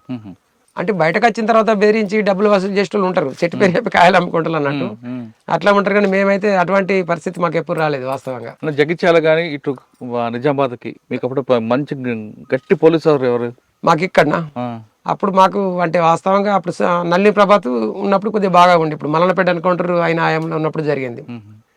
నల్లి ప్రభాత్ ఉండే, తర్వాత ఎస్పీ బాలసుబ్రహ్మణ్యం ఉండే, అప్పుడు ఏఎస్పీ ఉండే, ఎస్పీ కాదు కానీ జైచాల ఏఎస్పీ ఉండే. ఇక తర్వాత ఆర్ఎస్ ప్రవీణ్ కుమార్ వచ్చినప్పుడు ఇది ఆయన ఏదో కార్యక్రమం తీసుకున్నాడు, నాకు ఐడియా వస్తలేదు, కానీ అమ్మ పిలుస్తుంది కాకుండా ఇంకోటి ఏదో జనం కోసం మనమా, మనం కోసం జనమా, లేకపోతే ఏదో ఆపరేషన్ సంజీవనా, ఆపరేషన్ సంజీవన కావచ్చు. ఆ కార్యక్రమంలో ఇబ్బంది పడారా పార్టీకి? అంటే పార్టీకి మొదటి నుంచి వెళ్ళి అంటే ఆర్ఎస్ ప్రవీణ్ కుమార్ యాక్టివ్, అంటే ఆయన ఇదే ఒకప్పుడు ఉమేష్ చంద్ర ఎట్లుండే ఈయన కూడా అట్లా ఉండే. ఆయన కూడా ఒక నిజంగానే చెప్పాలంటే వాస్తవంగా దళిత వర్గం నుంచి వచ్చినాడు. అంటే ప్రభుత్వాల ఆదేశాలు అమలు చేసడే తప్ప ఆయనకు వ్యక్తిగతంగా ఎజెండా ఉంటుందా ఉండదో మాకు తెలియదు వాస్తవంగా. కానీ ఆయన అంటే నల్లిని ప్రభాత్ ఏంటంటే బాగా కరడు కట్టిన వ్యక్తిగా ఉండని మా అభిప్రాయం ఉంటుండే. ఆర్ఎస్ ప్రవీణ్ కుమార్ అంటే ఇటువంటి సంస్కరణలు తీసుకొచ్చింది, కానీ ఎన్కౌంటర్ల పట్ల అయితే మరి ఎక్కడ ఇంతగానో అంటే సీరియస్గా చేసినట్టు తెలియదు. అప్పుడు సురేంద్ర బాబు గారు, అనురాధ మేడం గారు పనిచేస్తారు కదా, వాళ్ళ నుంచి మీకు ఏమైనా వచ్చిందా ఇబ్బంది? వాళ్ళు ఉన్నప్పుడు కూడా అంటే నిర్బంధం అనేది ఎప్పుడు దపదపాలుగా పెరుగుతూనే వచ్చింది. నిర్బంధం అనేది ఎప్పుడు అంటే నిర్బంధం పెరిగినప్పుడు కొద్దిగా సెట్ బ్యాక్ అయ్యి మనకు అటు పక్కనే డీకే ఉంది కాబట్టి, దండకరణం ఉంది కాబట్టి అటు దళాలు ఎప్పుడు నాయకత్వాన్ని పంపించుకొని పార్టీని విస్తరించడంలో భాగంగా అట్లా సెట్ బ్యాక్ అయ్యి వెళ్ళిపోయి ఇక్కడ దళాన్ని తక్కువ చేసుకుంటే అటు వెళ్ళిపోయింది. అందుకే ఇలా ఈ పశ్చిమ డివిజన్ అనే నిజామాబాద్ జిల్లాను ఈ కరీంనగర్ జిల్లాను కలుపుకొని పశ్చిమ డివిజన్ ఏర్పాటు చేసింది. అప్పుడు మీరు అదే టైంలో నిజామాబాద్ జిల్లాలో 2 ఎస్పీలు పనిచేశారు, ఆర్పి మీనా, మహేందర్ రెడ్డి గారు. వాళ్ళ టైంలో మీకు నిర్బంధం పెరిగిందా? అండ్ ఆర్పి మీనా టైంలో ఎక్కువ ఎన్కౌంటర్లు ఉన్నాయి కదా. ఆర్పి మీనా అప్పుడు నేను లేను, అప్పటికి అంటే నేను అక్కడ లేను, నిజామాబాద్ జిల్లాలో లేను. నేను ఉన్నప్పుడు ఈయన ఉండే, ఏది మన ఓఎస్డి విక్రమ్ సింగ్ మాన్ ఉండే. ఓఎస్డి విక్రమ్ సింగ్ మాన్ ఇక్కడ కరీంనగర్లో వేసి అక్కడికి వచ్చింది మళ్ళీ. ఓఎస్డి విక్రమ్ సింగ్ మాన్ ఉండే, ఇంకొక ఆయన పేరు డిహెచ్ చౌహాన్ అని ఉండే. అప్పుడు డిహెచ్ చౌహాన్ నిజామాబాద్ చేయలేదు, ఆయన కరీంనగర్ చేశారు. ఆయన మరి శంకాప్రత బాక్ష ఏదో పేరు బాక్షి ఆయన ఉన్నప్పుడు మేము లొంగిపోయింది. అప్పుడు 2003లో ఆయన ఉండే. అప్పుడు సరేనా, నిజామాబాద్ ఆ ప్రాంతంలో బాన్స్వాడలో ఒక పెద్ద ఎన్కౌంటర్ జరిగింది, సలీం ఎన్కౌంటర్ బాన్స్వాడ దగ్గరలో. దాని గురించి మీకు తెలుసా? అప్పటికి నేను ఉన్నప్పుడు కాదు, అంతకంటే ముందే అది సలీం ఎన్కౌంటరు. కానీ నాకు ఐడియా ఉంది ఏంటంటే మనకు ఈ మన ఐలన్న అని చెప్పేసి జిల్లా కమిటీ సభ్యుడు ఉండే. జిల్లా కమిటీ సభ్యుడిని ఐలన్నను ఈ భీమగాళ్ళు ఏరియా కమిటీ కార్యదర్శి ఉండే, జిల్లా కమిటీ సభ్యుడు ఉండే. ఆయన ఒకటి రెక్కి కోసము పంపిస్తే ఇక్కడ మన పక్కనే మోర్తాడు మండలము అది ఏరుగట్ల ఆయన బద్దం రాజిరెడ్డి అని చెప్పేసి ముందు నుంచి నమ్మకంగా ఉంటుండే మనకు. ఆయననిచ్చి మనం రెక్కి వేయడం కోసం పంపించినాం. పంపిస్తే తీసుకుపోయి ఇక్కడ మిట్పిల్ల హోండా షోరూమ్ దా వెనక ఉండి పోదామన్నా, నువ్వు ఇక్కడ ఉండు, నేను ఇటు కోయేస్తా, ఇది వెహికల్ అరేంజ్ చేసుకుని పోదామని చెప్పేసి డైరెక్ట్ పోలీసులను తీసుకొచ్చి పట్టించింది అయితే తెలుసు. ఇక అతిపెద్ద ఎన్కౌంటర్ అంటే మానల్ ఎన్కౌంటర్. మానాలి ఎన్కౌంటర్ ఎక్కడ అప్పుడు? మానల్ ఎన్కౌంటర్ నేను బయటకు వచ్చిన. బయటకు వచ్చారు. ఆ ఎన్కౌంటర్ గురించి చెప్పండి. మానల్ ఎన్కౌంటర్ వాస్తవంగా చర్చలు అయిపోయిన తర్వాత రాష్ట్రంలో అతిపెద్ద ఎన్కౌంటర్ ఏదైనా జరిగింది ఉంది అంటే మానల్ ఎన్కౌంటర్. అవును. అంటే మానల్ ఎన్కౌంటర్కి ముందు మాకు ఒకటి ఇక్కడ పొద్దుంతా 3 సార్లు ఎన్కౌంటర్ అయింది. లేకపోతే నేను కూడా దానిలో ఉండేవాడిని కావచ్చు. నేను వాస్తవంగా 2003లో వచ్చినప్పటికీ చర్చల పీరియడ్ టైంలో అప్పుడు నేను మళ్ళీ పోయినా. అవునా? రెండోసారి పోయినా. నాకు ఇక్కడ ఉన్న ఒత్తిళ్ళు ఇబ్బందులతోటి ఇక లోపల బాగుంటుంది లేరా అదే అట్లా అనుకొని రెండోసారి చర్చల పీరియడ్ పోయినా కానీ సివిల్ డ్రెస్సే ఉండే నా దగ్గర. ఒకప్పుడు SLR ఉండే కానీ తర్వాత 302 ఇచ్చారు. 302 రైఫిల్ ఇచ్చారు. 303 రైఫిల్ ఇచ్చిన తర్వాత 303 రైఫిల్ పట్టుకొని సివిల్ డ్రెస్ లో ఉన్నా నేను. ఆ చర్చల పీరియడ్ ముగిసి చర్చ ఇక వాళ్ళందరూ ముగ్గురు ఎవరైతే ఆర్కే, సుధాకర్, ఈ గణేష్ అన్న వీళ్ళు ముగ్గురు చర్చలకైన వాళ్ళు రిటర్న్ మర్రి వచ్చిన తర్వాత మళ్ళీ నిర్బంధం అనేది అంటే అప్రకటిత యుద్ధం ప్రకటించలే. మళ్ళీ మీ మీద నిర్బంధం పెడతాము లేకపోతే అణిచివేస్తాము ఇట్లా అని ప్రకటించలేదు. విధానపరమైన నిర్ణయం కాకుండా నిర్బంధం అనేది ఉంది. మేము దాన్ని అంత సీరియస్గా ఇట్లా అవుతుందని మేము కూడా అనుకోలేము. ఇక్కడ కొరట్ల మండల దగ్గర నాగులపేట అవతల ఇంకోటి తక్కలపల్లి ఉంటుంది. తక్కలపల్లి కూడా ఒక మామిడి తోటలు ఉన్నాం. ప్లేన్ ఏరియా, జంగల్ లేదు. మామిడి తోటలు ఉంటే మామిడి తోటలో ఉన్న తర్వాత వాళ్ళు అది పొద్దున మేము ఏం చేసినామంటే మామిడి తోటలో ఉండే కంటే ఒక రోజు ముందు దళిత వాడలకు పోయి అన్నం అడుక్కున్నాం. అందరినీ ఎవరు అన్నమని చెప్పలేము కాబట్టి అన్నం కావాలి కాబట్టి అన్నం అడుక్కున్నాం. అన్నం అడుక్కుంటే అందరూ ఇట్లా ఇక మేము మాకు కిటి బ్యాగులలో పల్లెలు ఉంటాయి కాబట్టి ఇట్లా అన్నం పట్టుకుంటే అందరూ మనిషికింత అన్నం వేసారు. ఇక బహిరంగానే ఒక ఎస్సీ వాడ మాది వల్ల మాల వల్ల వాడకపోయి ఆయన తక్కలపల్లి దగ్గర అన్నం అడుక్కున్నాం. అన్నం అడుక్కొని తిని ఆయనతో నైట్ అక్కడనే ఊరి దగ్గర వండుకొని పొద్దున్న లేచి మామిడి తోటలకు వచ్చినాం. మామిడి తోటలకు వచ్చిన తర్వాత వాళ్ళు పోలీసు వాళ్ళు లెంకుంటా వస్తున్నారు. వాళ్ళు కొన్ని నీళ్ళు తెచ్చుకుందామని మేము ఇక పొద్దున నీళ్ళు అవసరం కదా టీ పెట్టుకునేందుకు నీళ్ళు తెచ్చుకుంటామని మేము పోయర్లో పోలీసు వాళ్ళు వస్తున్నారు అని చెప్పేసి అయితే మేము వెనక రిటర్న్ మర్రి వచ్చినాం. రిటర్న్ మర్రి వచ్చిన తర్వాత చూసిరు వాళ్ళు. చూసి ఎమ్మడబడ్డారు. ప్లేన్ ఏరియా కాల్పులు జరుపుకుంటా అక్కడ ఫస్ట్ అక్కడ స్టార్ట్ అయింది. అయితే తక్కలపల్లి ఇక్కడ స్టార్ట్ అయింది. కాల్పులు జరుపుకుంటే ఎమ్మడబడ్డారు. అక్కడ తప్పించుకొని వచ్చిన తర్వాత ఇక్కడ సంగం నావలపేట దగ్గర మళ్ళొకసారి పెద్ద కాలువ ఉంటుంది. పోలీసు బలగాలు అక్కడికి వస్తారు. కొరట్ల మెట్టిపల్లి అంతా దగ్గరనే కాబట్టి వస్తారు పోలీసు బలగాలు. కాలువ దాటేటప్పుడు కూడా మళ్ళీసారి ఎమ్మడబడి మళ్ళీ కాల్పులు జరిపి రెండోసారి అయింది. మూడోసారి మధ్యాహ్నం 2 గంటల టైంలో మూడోసారి ఇక్కడ కొరట్ల అవతల మనకు ఇంకోటి వెంకటపూర్ను కొరట్ల మధ్యన సాయిబాబా గుడి దాటిన తర్వాత మెయిన్ రోడ్ దాటాల. పోలీసులు అక్కడికి వెళ్ళి ధర్మకుంటూ వస్తారు మమ్మల్ని పొద్దంతా. ఇక్కడికి వెళ్ళి మళ్ళీ వెహికల్ ఫోర్స్ దిగుతుంది. మేము ఆ రోడ్డు దాటి నేను పైలట్ టీంలో ఉన్నాం. పైలట్ టీం ముగ్గురం పైలట్ టీం రోడ్ దాటాము. మిగతా రమేష్ అన్న వాళ్ళందరూ అడున్నారు. మధ్యలో పోలీస్ జీప్ వచ్చి ఆగింది. ముగ్గురం అయిన తర్వాత నేను ఇంకొక పద్మక్క అని చెప్పేసి ఆమె ఆ రోజు చనిపోయింది అక్కడ. నాతో పాటు ఇంకొక ఆయన పేరు ఐడియా లేదు. ఆయనకు మేమిద్దరము ముందటికి వెళ్ళిపోయినాం. ఆ పద్మక్క అప్పటికి ఉరికి దమ్ముకొచ్చి చెరుకు తోటలో వచ్చింది. చెరుకు తోటలో వచ్చిన తర్వాత ఆమెను పోలీసు వాళ్ళు ఎమ్మడబడి ఆయన ఆమెను దొరకబట్టి ఆమెను కొట్టేసారు. వాళ్ళు రమేష్ అన్న వాళ్ళు కాల్పులు జరిపిన వాళ్ళు 2 పోలీసులకు గాయాలైనాయి. మా ఇద్దరు ఎమ్మడ పోలీసు వాళ్ళు పడరు. ఇటు మేము మధ్యన వచ్చి మేము దాటినాం కాబట్టి మామిడి తోట వైపు ఇటు మా ఎమ్మడబడ్డారు.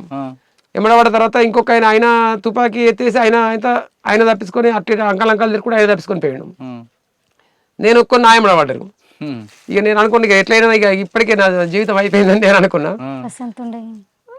జీవితం అయిపోయింది అనుకున్నా. అయితే నేను కూడా ఏం చేసినంటే ఇక ఇట్లా కాదు, ఇది వెపెన్ పట్టుకుని పోతే నడవదని చెప్పేసి ఆయన వెపెన్ పోచి ఇప్పేసి ఇక మామూలు బట్టి డ్రెస్ ఉంది కాబట్టి ఏం కాదు ఇలా ప్రజలు కలిసినప్పుడు వాళ్ళతో కలిసిపోతాని చెప్పేసి నేను ధైర్యం తెచ్చుకొని ఆ తుపాకీని పోచి ఇచ్చేసిన తర్వాత తుపాకీ దగ్గర వచ్చి కొద్దిగా టైం వాళ్ళు ఆగిసేసే వరకు మనకు ఆ టైం దొరికింది. టైం దొరుకుతుంది స్పీడ్ కొరికి మళ్ళీ రిటర్న్ మళ్ళీ రోడ్ ఎక్కినాం. మళ్ళీ రిటర్న్ వచ్చి నేషనల్ హైవే రోడ్ ఎక్కినాయి. ఇక నా పక్కపంటే పోలీసులు వస్తా ఉన్నారు లెంకుంటూ వస్తారు వాళ్ళు. ఇక మళ్ళీ ఇట్లా కూడా మరి ఎవరు ఎంత చెకింగ్ చేస్తారని చెప్పేసి మళ్ళీ వెంకటపూర్వులే వచ్చిన నేను. వెంకటపూర్వులే వచ్చి ఒక ఇంట్లో వచ్చిన తర్వాత ఆ ఇంట్లోకి కూడా వచ్చారు. నేను లోపలికి వచ్చిన వాళ్ళు బయట 2-3 కూర్చుని మాట్లాడుతారు. ఒక ఆయన వచ్చే కదా లెంకుంటూ వచ్చినట్టే ఎవరు రాలేదు సార్ అని వాళ్ళు చెప్పారు. వాళ్ళు ఇళ్ళకే వేరంటే ఆనాడు తీసుకుపోయి చంపేసేది. ఉమ్.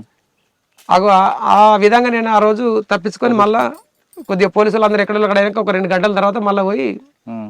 ఎస్కేప్ అయ్యి వెళ్ళిపోయాను. ఇది వెళ్ళిపోయాక ఒక 3-4 రోజులకు వీళ్ళు మళ్ళీ దళం అటే మరిపోయి మానాల దగ్గర జరిగిన ఎన్కౌంటర్ ఒక 3 రోజులకు, దీనికి ఉన్న దానికి ఒక 3-4 రోజుల గ్యాప్.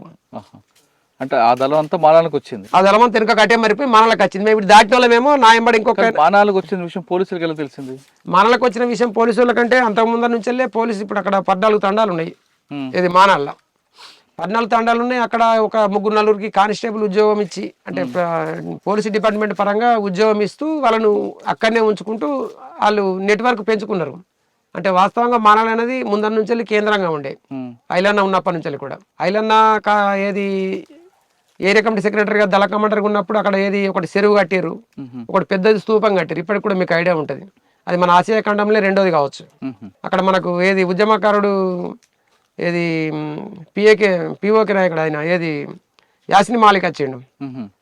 జమ్మూ కాశ్మీర్ నాయకుడు ఉన్నాడు యాసిన్ మాలిక్. ఆయన వచ్చి ఆయన చేతుల మీదుగా మనం ఇక్కడ మానల్ల దాన్ని స్తూపం ఓపెనింగ్ చేసినాం. అప్పుడు అక్కడ ఎక్కువ ఉంటుండే. అయితే అక్కడ ఈ ఉన్నదాన్ని బట్టి ఇప్పుడు అక్కడ ఎక్కువ ఏంటంటే ట్రైబల్ కాబట్టి చదువుకున్నారు ట్రైబల్. అప్పటికి సెల్ ఫోన్ వ్యవస్థ కూడా కొంత పెరుగుతుంది, వాకిటాకులు ఇచ్చి ప్రోత్సహించడం అనేది పెరిగింది కాబట్టి అంతకుముందు కూడా మేము ఇప్పుడు ఆజాదార నాయకత్వంలో ఒక 13 మందిని మేము చంపినప్పుడు దాంట్లో కూడా ఉన్నాను నేను. ఉమ్. అంటే ఏది ఇటువంటి వాళ్ళని అందరినీ పట్టుకొని ఒక్కసారి ముక్కుమ్మడిగా అవును. అటు అటు మధ్యమల్ల రోడ్డు వైపు, అటు సనుగుల రోడ్డు వైపు కొంతమందిని 20 మందిని చెప్పారు కదా. 13 మందిని పట్టుకున్నాము. ఉమ్. అందులో 8 మందిని చంపినామా 12 మందిని చంపినామా నాకు ఐడియా లేదు. అదే గంగన్న వాళ్ళందరూ ఉన్నారు అప్పుడు. నేనే గంగన్న, మీకు ఇంకో గంగన్న కూడా ఉంటాడు. ఇంకో గంగన్న వాజదన్న అప్పుడు కార్యదర్శి మాకు. ఆ. అన్న అది సరే కానీ మానాలి ఎన్కౌంటర్కి ముందు భోజనం కోసం సిరిసిల్ల వస్తాయి, వేములవాడ వస్తాయి, అందులో విషం పెట్టో లేదంటే మత్తు మందికి పెట్టి పంపిస్తే అది తిని అన్నలందరూ పడుకున్న టైంలో పోలీసులు కాల్పులు జరిపారని ఒక వార్త వచ్చింది. అది వాస్తవం? అయితే నేను దాంట్లో లేను, ప్రత్యక్షంగా లేను. కానీ మనకు తెలిసిన విషయం ఏంటంటే సురేందర్ అని ఒక ఆయన ఇంతకుముందు జనశక్తి పార్టీలో పనిచేసిండు, ఇల్లంతకుంట ఏరియా ఆయన. ఇంకొక ఆమె పద్మక్క, బూక్య పద్మ అని చెప్పేసి అడవి 10 లేదా రోడ్డు 10 2 ఉంటాయి 10 ఆమె బూక్య పద్మ అని చెప్పేసి అలా భార్య ఏదో భర్త సమస్య ఉందని చెప్పేసి ఆమె దళం వెంబడి వచ్చింది, దళంకు పరిచయం అయింది, దళ సభ్యులు ఏరింది. ఈ సురేందర్ అయినా ఎస్పీ బాలసుబ్రహ్మణ్యం ఉన్నప్పుడు జనశక్తి పార్టీలో పనిచేసిండట. జనశక్తి పార్టీలో పనిచేసి ఈ ఎస్పీ బాలసుబ్రహ్మణ్యం ఉన్నప్పుడే ఇన్ఫార్మర్గా మారిండు, ఆయన ద్వారానే వచ్చిండు అనేది మనకు తర్వాత సమాచారం తెలిసిన విషయం. అయితే ఇంతమంది చనిపోతే వాళ్ళిద్దరు ఆ రోజు వంట చేసింది వాళ్ళే, వాళ్ళు ఈ బూక్య పద్మవును ఈ సురేందర్ అని చెప్పేసి ఆ రోజు వంట చేసింది వాళ్ళే. వీళ్ళు చర్చల టైంలో మనకు లీగల్ పీరియడ్ ఉన్న టైంలో వీళ్ళు వచ్చారు. ఆ టైంలో వచ్చారు ఒకటి, ఆ రోజు వంట చేసింది వాళ్ళే. కాబట్టి అన్నం అలా వంట చేసిన దానినే మొత్తం మంది కలిపినరు. అది తిన్న తర్వాత అందరూ నిద్రలోకి జారుకున్నారు అనేది మాకున్న రిపోర్టు. అంటే ఎన్ని గంటలకు వచ్చారు అప్పుడు పోలీసులా? ఇప్పుడు వీళ్ళు పొద్దున వంట చేస్తారు కదా సార్ అన్నం. పొద్దున మనం ఎట్లా పొద్దున 6 గంటలకు లేస్తాం ఖచ్చితంగా, 5:30కే ఉంటుంది. ఎందుకంటే పొద్దునే పోలీసులు వస్తారా అని చెప్పేసి 5:30కే అందరు లేచి రోల్ కాల్ చేస్తారు. రోల్ కాల్ చేసిన తర్వాత ఇక కాలకృత్యాలు చేర్చుకొని ఎక్సర్సైజ్ ఉంటుంది. ఎక్సర్సైజ్ అయిన తర్వాత టీటీపీని ఉంటుంది. 7:30-8 గంటలకు టీటీపీని ఉంటుంది. 8 గంటలకు టీటీపీ అయిందంటే తిన్నాక 15 నిమిషాలకు 20 నిమిషాలకు అరగంట అయినా 9-10 గంటలకు రావచ్చు.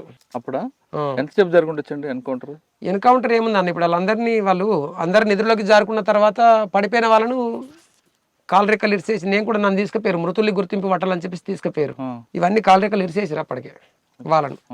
కాలు రెక్కలు ఇరిసేసి అందరినీ ఇక చంపాలి కాబట్టి తూడగొట్టి ఎవరికే చంపేశారు. చిత్రహింసలు పెట్టి ఆనాడు 12 మంది అయితే 11 మంది మరి పెద్ద ఎన్కౌంటర్. అది చర్చలు అయిపోయిన తర్వాత రాష్ట్రంలో జరిగింది ఏదైనా ఉందంటే అది అతి పెద్ద ఎన్కౌంటర్ మానాలి ఎన్కౌంటర్. అక్క మీరు చెప్పండి అన్న, 2-3 ఎన్కౌంటర్లు చెప్పారు, ఎలా తప్పించుకున్నారు? మీరు పార్టీలో వెళ్ళారు, వెళ్ళిన తర్వాత మీరు చేసిన కార్యక్రమం ప్రజల కోసం ఏం చేశారు, యాక్షన్లు ఏం చేశారు, మీరు ఎలా తప్పించుకున్నారు? యాక్చువల్ ఏం చేసినాం కానీ ప్రజల కొరకు బియ్యం పంచినాం ఊళ్ళని. బియ్యం పంచిన తర్వాత మొత్తం తీసుకున్నారు పార్టీలకు, తీసుకున్న తర్వాత నేను పోయినాకనే ఎన్కౌంటర్ జరిగింది. చెర్లపల్లి, చందోల్ దగ్గర చెర్లపల్లి ఎన్కౌంటర్ జరిగింది. ఎన్కౌంటర్ జరిగినాక తర్వాత ఆ ఎన్కౌంటర్లో ఉన్నాం. అయితే ఏమైంది, ఫస్ట్ ఒక అన్నకు మంచిగా లేదు, ఆయనను పంపించినాక ఆయన 3 రోజులు అదే గుట్టకున్నాం అన్నట్టు. మేము పంపించి ఆయనకు ఆరోగ్యం మంచిగా లేదు, పంపించిండు. 3 రోజులు అదే గుట్టకున్నాం.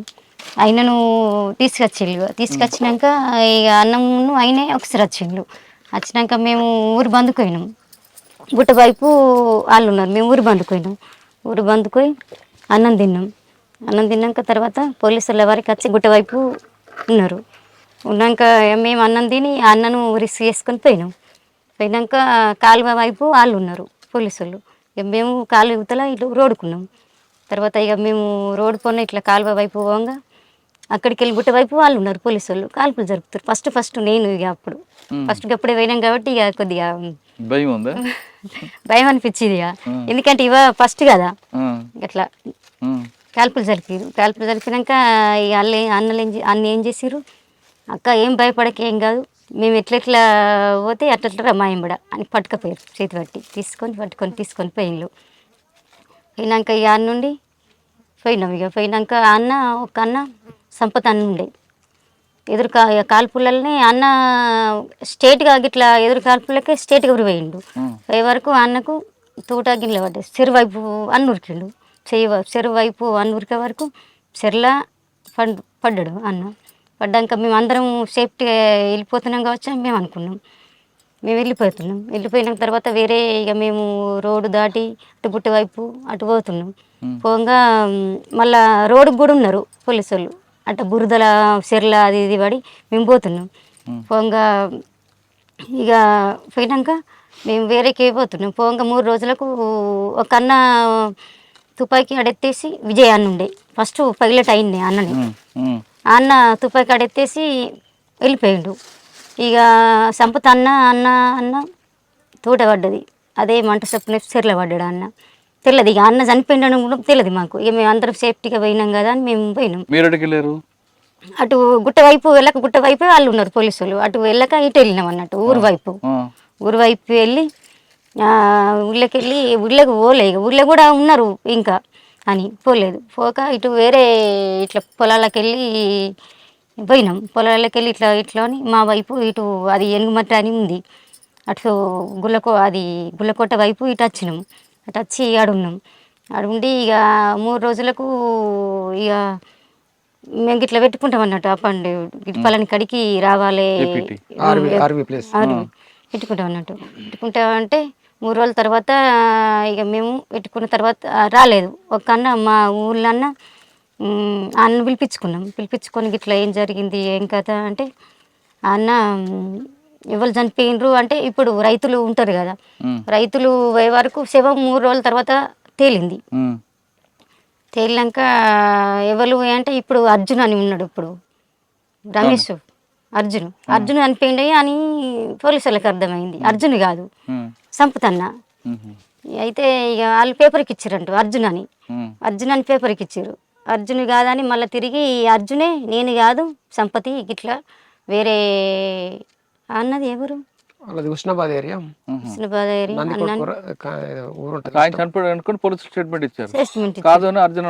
మళ్ళీ ఇచ్చిండు. ఇచ్చి ఇక నుండి ఇటు జైచాల ఏరియాకి వచ్చినాం. మీరా? జైచాల ఏరియాకి నేను ఉంటాను. అప్పుడు ఇక్కడ పరిచయం యాజ్దలానికి వచ్చినాం. ఈ దళంకి వచ్చాక ఇంకెక్కడ తిరిగావు అమ్మ? ఇప్పుడు జైచాలకి వెళ్ళి మళ్ళీ నిజామాబాద్ కామారెడ్డి అన్న ఎప్పుడు పరిచయం మీకు? జైచాల ఏరియా. పెళ్లి చేసుకుందాం ఎప్పుడు అనుకున్నారు? 2000 సంవత్సరంలో ఏమి వచ్చింది. 2000 సంవత్సరాలు వచ్చినప్పుడు ఈమె మల్యాల దళంలో ఈమె ఉంటుండే, జైచాల దళం నేను. మాకు ఏరియా కమిటీ సెక్రటరీ ఏమో గిరిరావు అని చెప్పేసి ఆలియస్ జనార్దన్, ఆయన కూడా ఆదిలాబాద్ అనుకుంటా చనిపోయాడు. ఆ టైంకి మేము ఎప్పుడు 2 దళాలు ఒక ఏరియా కమిటీ అన్నట్టు. ఇది అన్నదమ్ముల లెక్కనే ఉంటుంది. ఎప్పుడు ఈ అక్కడైనా మూమెంట్ చేయాలన్నా ఎక్కడైనా చంపాల చేయాలన్నప్పుడు మేము అటు పోడు కానీ వాళ్ళు ఇటు పోడు కానీ ఇట్లా ఉంటుంది. ఆ టైంలో పరిచయం అయిన తర్వాత ఇక పెళ్లి చేసుకుందాం ఎవరు అనుకున్నారు? ఇక మేము ఇక పరిచయం ఉన్న టైంలో ఏంటంటే ఇక నన్ను గంగన్న అంటే ఎక్కువ మంది నా దగ్గరికి ప్రతి ఒక్కళ్ళు అద్దరు ఏదైనా చెప్పాలన్నా చేయాలన్నా. జనార్దన్ ఏంటంటే మహిళలు అంటే ఆయన కొద్దిగా వీళ్ళను ఒక చిన్న చూసే ఆలోచన ఉంటుండే.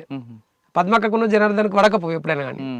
పద్మక్కనేమో అందరికీ కామ్రేడ్ మహిళలు ఒక అణచివేతను వాళ్ళు అసమానతలు ఎదుర్కొని వచ్చారు కాబట్టి వాళ్ళను ప్రియారిటీ ఇవ్వాలని చెప్పేసి పద్మక్క చెప్తుండే. ఆయన ఏంటంటే మీరు అందరూ సమానం అన్నప్పుడు ఈ బరువులు మోసక్కడ కూడా సమానం ఉండని చెప్పేసి వీళ్ళకి ఎక్కువ బరువులు ఎత్తుతుండే. మొగలు మోసినంత బరువు ఆడలు మోయలేరు కదా అన్న. అటువంటి దాని మీద ఆయన మీద కంప్లైంట్ పెడతారు. ఇక మళ్ళీ ఈ ఏరియా కమిటీ, ఇప్పుడు ఏరియా కమిటీలో మేము 3 కమిటీ ఉంటుంది కాబట్టి ఏదన్నా మళ్ళీ నాకు గంగన్న నువ్వన్న అది అది సరిదిద్దాలా ఇట్లా ఉంటే మంచిది కాదు అని చెప్పేసి నాకు పద్మక్క చెప్పేది. ఉమ్. అట్లా కాకుండా పద్మక్క వాళ్ళు ఇప్పుడు రాష్ట్ర కమిటీ జిల్లా కమిటీ మీటింగ్లకు అయినప్పుడు కూడా కొన్ని పేపర్లు ఇచ్చిపోతుండే ఆమె సంతకం పెట్టి, మేము ఇక్కడ ఉన్నట్టు కల్పించాలంటే మీరు స్టేట్మెంట్ ఇవ్వండి, ఏదైనా సమస్య మీద అప్పుడప్పుడు స్పందించి స్టేట్మెంట్ ఇవ్వండి అని చెప్పేసి అడ్వాన్స్ సంతకాలు పెట్టి పోతుండే పేపర్లు ఇచ్చి మేమే రాసి ఇస్తుంటే. అంటే పద్మక్క ఏ ఏరియాలో ఉంది అనేది పోలీసులకు కల్పించేటట్టు ఉహుం. అట్లా స్వేచ్ఛ ఉంటుండే, అంత స్వేచ్ఛ ఉంటుండే. అందుకే నేను తక్కువ టైంలో నేను పోయిన 96 సంవత్సరం 2003 వరకల్లా ఏరియా కమిటీ సెక్రటరీ పనిచేసి ఇంకా ఉంటే జిల్లా కమిటీ కూడా తీసుకుందామనే ఆలోచన. చర్చ ఉండే. అంటే అంత పెళ్లి యాక్టివ్ ఉంటుండే. చేసుకుందామని ఎవరు మీరు అనుకున్నారా, అక్క అనుకుందా? ఇక అంటే ఆమె తెలియక ప్రతి ఒక్కరికి నా దగ్గరికి వస్తుండే. ఆహా. వచ్చినప్పుడు ఇక మాట్లాడుతుంటే ఇక అప్పటికి వేరే ఇంకో శ్రీను అని చెప్పేసి వాళ్ళు పెళ్లి చేసుకున్నారు. ఆహా. ఇట్లా కొన్ని ప్రపోజల్స్ వచ్చినాయి. ఆ. ప్రపోజల్స్ వచ్చినప్పుడు ఇక మేము కూడా అట్లా మరి పెళ్లి చేసుకున్న ఆలోచనకు మేము వచ్చినాం అన్నట్టు. అంటే ఇక మేము ఇద్దరం అనుకున్నాం ఉమ్. పార్టీకి చెప్పారా? ఇద్దరు నిర్ణయించుకొని ఇద్దరికి ఇష్టం అయినాకనే పార్టీకి చెప్పినాం. పార్టీకి చెప్తే 6 నెలల 6 నెలలు టైం ఇచ్చారు. టైం ఇచ్చిళ్ళు. 6 నెలల తర్వాత పద్మక్క గాడ్స్ ఉన్నాయి కానీ ఉహుం. పద్మక్క గన్మెన్ ఉంటుండే. గన్మెన్ ఉంటున్నాం. పద్మాక్ సమక్షంలో పెళ్ళిందా? అవు. ఆహా. పెళ్ళైన తర్వాత మళ్ళీ మీరు అందరూ విడిపోయారా? పెళ్ళైన తర్వాత ఈమె ఇక నేను ఆర్గనైజేషన్ రీత్యా నాకు ప్రమోషన్ వచ్చింది. నేను 2 దళాల కమాండర్గా నిజామాబాద్ అయినా కాబట్టి ఉమ్. ఈమెను కూడా మళ్ళీ ఇక్కడ ఉంటే ఎట్లా మరి అని చెప్పేసి ఈమెను కామారెడ్డి దళంలో ప్రమోషన్ ఇచ్చి ఉమ్. కామారెడ్డి ఎల్జేఎస్ దళంలో ఈమె డిప్యూటీ కమాండర్గా ఈమెను ప్రమోట్ చేసి ఉమ్. పంపించారు అన్నట్టు. ఉమ్. రామారెడ్డి మండలంలో ఒక ఆయన ఉండేవారమ్మా, మాజీ నక్సలైట్. అప్పుడు అనాలా? ఆయన పేరు చెప్పండి ఒకసారి. ఆయన పేరు కూడా రామారెడ్డి అనుకుంటా. అది మాచారెడ్డి మండలం కావచ్చు, రామారెడ్డి మండలం కాదు. రామారెడ్డి పెద్ద మేజర్ విలేజ్ అది. ఆ. అక్కడ పోలీస్ అవుట్ పోస్ట్ అయితే వేల్చింది గుర్తున్నది. ఇంకా చాలా జరిగాయి కదా మీరు, కామారెడ్డి, గంభీరాపేట, సిరిసిల్ల రోడ్లు. జరిగింది. ఇక్కడ పాకాల దగ్గర కూడా ఇప్పుడు మనకు ఒకసారి మధ్యమాల ఎన్కౌంటర్లో కూడా మేము ఉన్నాం. మధ్యమాల ఎన్కౌంటర్ వాస్తవంగా అప్పుడు ప్రసాద్ అన్న ఉన్నాడు, చంద్రరాజమౌళి alias ప్రసాద్ అన్న. తర్వాత చిట్టిరాజు పాపయ్య అని చెప్పేసి సందే రాజమౌళి అక్కడ ధర్మవరంలో చనిపోయారు కదా ఆయన? అక్కడ చనిపోయింది. ఇక్కడ ఈ ఎన్కౌంటర్లు ఉండే, అప్పుడు మధ్యమాల ఎన్కౌంటర్లో ఉండే. ఆహా. పసులేటి రామరెడ్డి, ఉమ్. తర్వాత చంద్రరాజమౌళి ఉండే, ఆ. తర్వాత చిట్టిరాజు పాపయ్య అని చెప్పేసి ఏది టేకుమట్ల వరంగల్ జిల్లా ఉమ్. సోమన్న పేరుతో పనిచేసాడు. ఆయన కూడా స్టేట్ కమిటీ సభ్యుడు. ఉహుం. అని రాజమౌళి ఇక్కడ తప్పించుకున్నారు, ఇక్కడ తప్పించుకున్నాడు. కానీ అక్కడ చనిపోయారు కదా. అక్కడ ఆరోగ్యం బాగాలేక బయటకు పోతే ట్రైన్ లో వెళ్తుంటప్పుడు స్టేషన్ లో చంపారు. అదే ఆ వరకు పద్మక్క కూడా చనిపోయింది. పద్మక్క చనిపోయిన తర్వాత పద్మక్క భర్తనే కదా చంద్రరాజమౌళి, అవును. పద్మక్క వాళ్ళ భర్త. ఉమ్. ఈ ఎన్కౌంటర్లో కూడా మేము ఉన్నాం, ఏది మధ్యమాల ఎన్కౌంటర్లో. అది మనకు అప్పుడు మాకున్న సమాచారం ఏంటంటే, ఇప్పుడు మధ్యమల్ల కింద ఒకటి గజసింగవరం మేము ఉండే. కామారెడ్డిలో పనిచేస్తున్నప్పుడు మీకు చెప్పమ్మా బాగా గుర్తింపు సంఘటన ఒకటి. వాస్తవంగా నాకు రావాలని లేకుండే. అన్న మీ సర్వీస్ లో అక్క కన్నా మీరు ఎక్కువ సర్వీస్ కాబట్టి ఇంకా బాగా గుర్తుండిపోయిన సంఘటన చెప్పండి. మీకు పార్టీలో మీరు చేసిన మంచి కార్యక్రమం చెప్పండి, అదేవిధంగా మీరు చేసిన యాక్షన్ కూడా చెప్పండి. చేసిన యాక్షన్ అంటే నేను ఆర్గనైజేషన్కి ఎక్కువ ఉంటుండే, నన్ను యాక్షన్కి పంపించారు. అప్పటికి యాక్షన్ టీంలు అనేది వేరే టీములు ఉంటుండే. వాస్తవంగా ఆర్గనైజేషన్ రీతినే ఎక్కువ ఉండేది. ఏంది అంటే పెంటాయి మీద దాడి ఒకటి, తర్వాత పెంటాయి మీద దాడి నేను ఒక్కొని పోయినప్పుడు పోయినా అది ఫెయిల్ అయింది అంటే మళ్ళీ రిటర్న్ వెళ్ళి వచ్చినాం. నేను వచ్చిన ఒక 5 నిమిషాలలో పోలీసులు వచ్చారు అక్కడ, టౌన్ కాబట్టి. ఇక మధ్యమాల ఎన్కౌంటర్ అయితే అది ఎంబడవాడి తరిమి బగ్గట అందరూ కూడా ఇక, ఎందుకంటే మందిని తక్కువ ఉన్నాం, సామాన్య కూడా సాధారణంగా ఇలాంటి గుట్టలు ఉంటారు కదా. అవును, ఈ గుట్టలు ఏటవాళ్ళగా ఉంటాయి, ఇవి బండలు గుట్టలు అన్ని, పైన అంటే పరుపులు. అవును, ఇలాంటి దగ్గర ఉన్నప్పుడు మీరు ఎక్కడ మీటింగ్ పెట్టుకుంటారు అంటే పైన ఉంటే కింద పోలీసులు వస్తారని హైట్ లో కూర్చుంటారు కనిపిస్తుంది కాబట్టి. ఇలాంటి దగ్గర నైట్ టైం ఫైరింగ్ అయిందనుకోండి, ఈ గుట్టల నుంచి ఎలా పరిగెడతారు? ఇక్కడ వంట ఎలా చేస్తారు? వంట చేస్తున్నప్పుడు పోలీసులు కనపడుతుంది, అది ఎలా చేస్తుంటారు ఇటువంటి ప్రాంతంలో? ఇటువంటి ప్రాంతంలో ఇప్పుడు ఇటువంటి చేసుకొని కొద్దిగా మంచి సాఫ్ చేసుకొని అక్కడ మబ్బుల్ని ముగించుకొని పొద్దుంత మాత్రం ఏం ఇట్లా మళ్ళీ టెంట్ వేసినట్టు మీద ఇట్లా ఏర్పడకుండా చెట్ల కింద ఓలంగలాలు మామూలుగా ఉండి ఒక మనిషి సెంటర్ ఉంటాం. సెంటర్ హైట్ లో ఉంటారా? సెంటర్ కొద్దిగా ఎత్తు మీద బండ ఇటువంటి బండ ఉంటే దాని మీద చూసుకుంటా సెంటర్ గమనించుకుంటే ఎప్పుడు ఏమవుతుంది అనేది చూసుకుంటూనే ఉండడం అవుతుంది. కానీ మరి ముఖ్యంగా ఇటువంటి ఇప్పుడు ఈడికెళ్ళి స్టార్ట్ అయ్యేది ఏంటంటే ఈ ఎండాకాలం వస్తుంది కాబట్టి ఇటువంటి అప్పుడు నీళ్ళతోటి తిప్పలా ఉంటుంది, తర్వాత నీడ కూడా దొరకదు. నీడ కావాలంటే సెద్దరు కట్టాలి. మళ్ళీ సెద్దరు కట్టాలంటే దూరం అక్కడికి వచ్చేటోళ్ళకి కూడా సీట్లు చూస్తే ఆకులు ఉన్నాయి కాబట్టి ఏర్పడుతుంది మళ్ళీ, అట్లా ప్రాబ్లం అయ్యేది. ఎండాకాలం నీటి ప్రాబ్లం, కిందకి వెళ్తే నీరు దొరుకుతుంది, కిందకి వెళ్తే నీటి కోసం వెళ్తే పోలీసులు ఉంటారు. పోలీసులు ఉంటారు, పైన మీరు అన్నట్లుగా చెద్దరు కడితే తెలుస్తుంది. ఏర్పడుతుంది. మరి అటువంటిప్పుడు ఎలా ఉంటారు? ఇటువంటి చెట్ల కింద ఉంటారా? చెట్ల కింద ఏంది ఇప్పుడు ఒక్కొక్కరు ఇట్లా రక్షణ బండ ఉంచుకొని తర్వాత ఇట్లా చెట్లకు ఇట్లా వేవలదాళ్ళు కట్టుకొని ఉంటారు. ఇట్లా విడివిడిగా ఒక దగ్గర ఎండ ఉంటది, ఒక దగ్గర నీడు ఉంటది. ఎండ మారిపోతుంటది కదా సమయం కనుక సరిపోతుంది. మరి అప్పుడు ఏం చేస్తారు? ఇప్పుడు ఇట్లా చెట్లకు ఇట్లా కట్టుకొని ఎవలదాళ్ళు విడివిడిగా రక్షణ గిట్ల బండ రక్షణ ఉంచుకొని సెంట్లీ అంత దూరం ఉంటుంది. తర్వాత రక్షణ గిట్ల కట్టుకొని ఎవలదాళ్ళు ఉంటారు విడివిడిగా. అందరూ ఒక్కడ ఉండాలనేది ఉండదు ఎండాకాలం అన్నట్టు గట్లా. వర్షాకాలం అయితేనేమో గిట్ల పత్ర కట్టుకొని వర్షాకాలం ఒక దాంట్లో ఉంటారు. కాకపోతే ఎండాకాలం కాబట్టి విడిగా ఎవలదాళ్ళు గిట్ల కట్టుకొని కొంత దూరం రక్షణ గిట్లా ఏం చేస్తారు? కూర్చొని చదువుకుంటారు. సెంట్రీ ఉంటారు, సెంట్రీ వంట చేస్తారు, వంట డ్యూటీ పడ్డప్పుడు వంట చేస్తారు, వంట చేస్తారు. వంట చేస్తున్నప్పుడు పొగ బయటకు వస్తుంది కదా, ఎలా మరి పొగ రాకుండా ఎలా వండుతారు? పొద్దున్నే ముగించుకొని అన్నట్టు రోజుకి ఒక్కరికి వంట డ్యూటీ ఉంటుంది. ప్రతి ఒక్కరు అందరూ అన్న అక్క అన్న తేడు ఉండదు. ఇక ఎవరికి డ్యూటీ పడితే వాళ్ళే చేసుడు. మరి చలికాలం కష్టం అవుతుంది కొద్దిగా. సరేనా, ఇటువంటి ప్రాంతాలు మీరు ఉన్నారనుకోండి, పోలీసులు ఫైరింగ్ స్టార్ట్ అయింది, మీరు అటు నుండి వాళ్ళు చేసుకుని వస్తున్నప్పుడు మరి కిందకి వెళ్ళాలి, ఏదో రకంగా రిట్రీట్ అవ్వాలి కదా. ఇలాగ వెళ్తారు నైట్ టైం ఇంత గుట్టలు, మాకే రావడం కష్టం ఉంది కదా. అది మేము రోజు అది ఇక ఇట్లా పోవాలన్నది ఉండదు. బండ గాని గుండు గాని పడుకుంటా లేచుకుంటా అన్నట్టు ఫైరింగ్ చేసుకుంటూ పోవుడే, వెళ్ళిపోవుడే. ఇక జీవన మరణ సమస్యనే వాస్తవంగా. ఇట్లా రక్షణ దెబ్బలు తగులుతాయి, పడ్డకాడ ఇక కాల్పులు జరుపుకుంటా అంటే ఉరుకుతే మాత్రం చనిపోతాము. మనం కూడా కాల్పులు జరుపుకుంటా నిదానంగా పోతేనే వాళ్ళకు కూడా అంటే మాకున్నంత ధైర్యం వాళ్ళకు ఉండదు. ఎందుకంటే మాకేమో కుటుంబాన్ని ఇంటిని సర్వస్వాన్ని వదిలిపెట్టి ఒక వ్యవస్థ కోసం వచ్చిన వాళ్ళం కాబట్టి మనకు కమిట్మెంట్ ఉంటుంది. వాళ్ళకి ఏంటంటే ఇక జీతాల కోసం, ప్రమోషన్ల కోసం, అవార్డుల కోసం, రివార్డుల కోసం వచ్చిన వాళ్ళు కాబట్టి వాళ్ళు పెద్ద సంఖ్యలో ఉన్నారు, మేము మనం మంది ఎక్కున్నామనే ఒక ఆ ధైర్యంతో తప్ప వాళ్ళు అంత డేర్గా వచ్చే పరిస్థితి ఉండదు. కానీ కొన్నిసార్లు తెల్లవారుజామున వస్తుంటారు పైకి, మీకు వాళ్ళకు పక్కా సమాచారం ఉన్నప్పుడు వస్తారు. ఇప్పుడు పద్మక్క అనుకుంటారు, అదే రీతిలో జరిగింది అక్కడ. ఎందుకంటే గాయత్రి కన్స్ట్రక్షన్ అనేది వర్క్ నడుతుంది. అది గాయత్రి కన్స్ట్రక్షన్ ఒకటి ప్రసాద్ కన్స్ట్రక్షన్ వర్క్ నడుతుంది. వాళ్ళ దగ్గర డబ్బులు అడిగారు, డబ్బులు అడిగితే డబ్బులు ఇచ్చారు. డబ్బులు ఇచ్చిన తర్వాత అక్కడనే 3 రోజుల నుంచి అక్కడనే ఉన్నారు. ఏది నేరెళ్ళ గుట్ట అటు తర్వాత బీర్పూర్ గుట్ట. ఆ ఉంటున్న సందర్భంగా అంతకుముందు ఆయనను బెదిరించినాము. మేదారి రవి అని చెప్పేసి నేరెళ్ళ విలేజ్ ఆయన బెదిరించినాము. ఆ బెదిరించిన అయినా వీళ్ళు ఉన్న దళము ఆయన కట్టెలకు వచ్చిండట.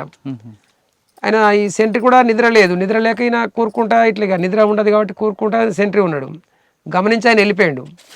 అంతకుముందే పద్మక దళం ఇక్కడ ఉంది అని చెప్పేసి ఇమ్రాన్ అని చెప్పేసి ఒక ఆయన ఆంధ్రప్రభన లేకపోతే ఆంధ్రజ్యోతో ఆయన ఇంతకుముందు నిజామాబాద్ జిల్లాలో పద్మక్క జిల్లా కార్యదర్శి ఉన్నప్పుడు ఒకసారి ఇంటర్వ్యూకి పిలిచినాం ఆయన.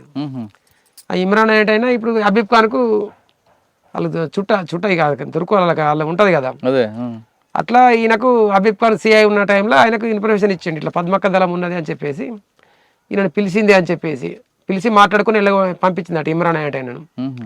అదొక రిపోర్ట్ ఉంది. ఇక్కడ దళం కూడా ఎక్కడుంది అనేది కూడా ఆ పద్ధతిలో ఈయన ఏది మేదారి రవి అనేటైనా చూసి చెప్పిండు అని చెప్పేసి అంతా ధైర్యంగా వచ్చి నిద్ర ఉన్న వాళ్ళని కాల్పులు జరిపి కొట్టేసిరని సమాచారం.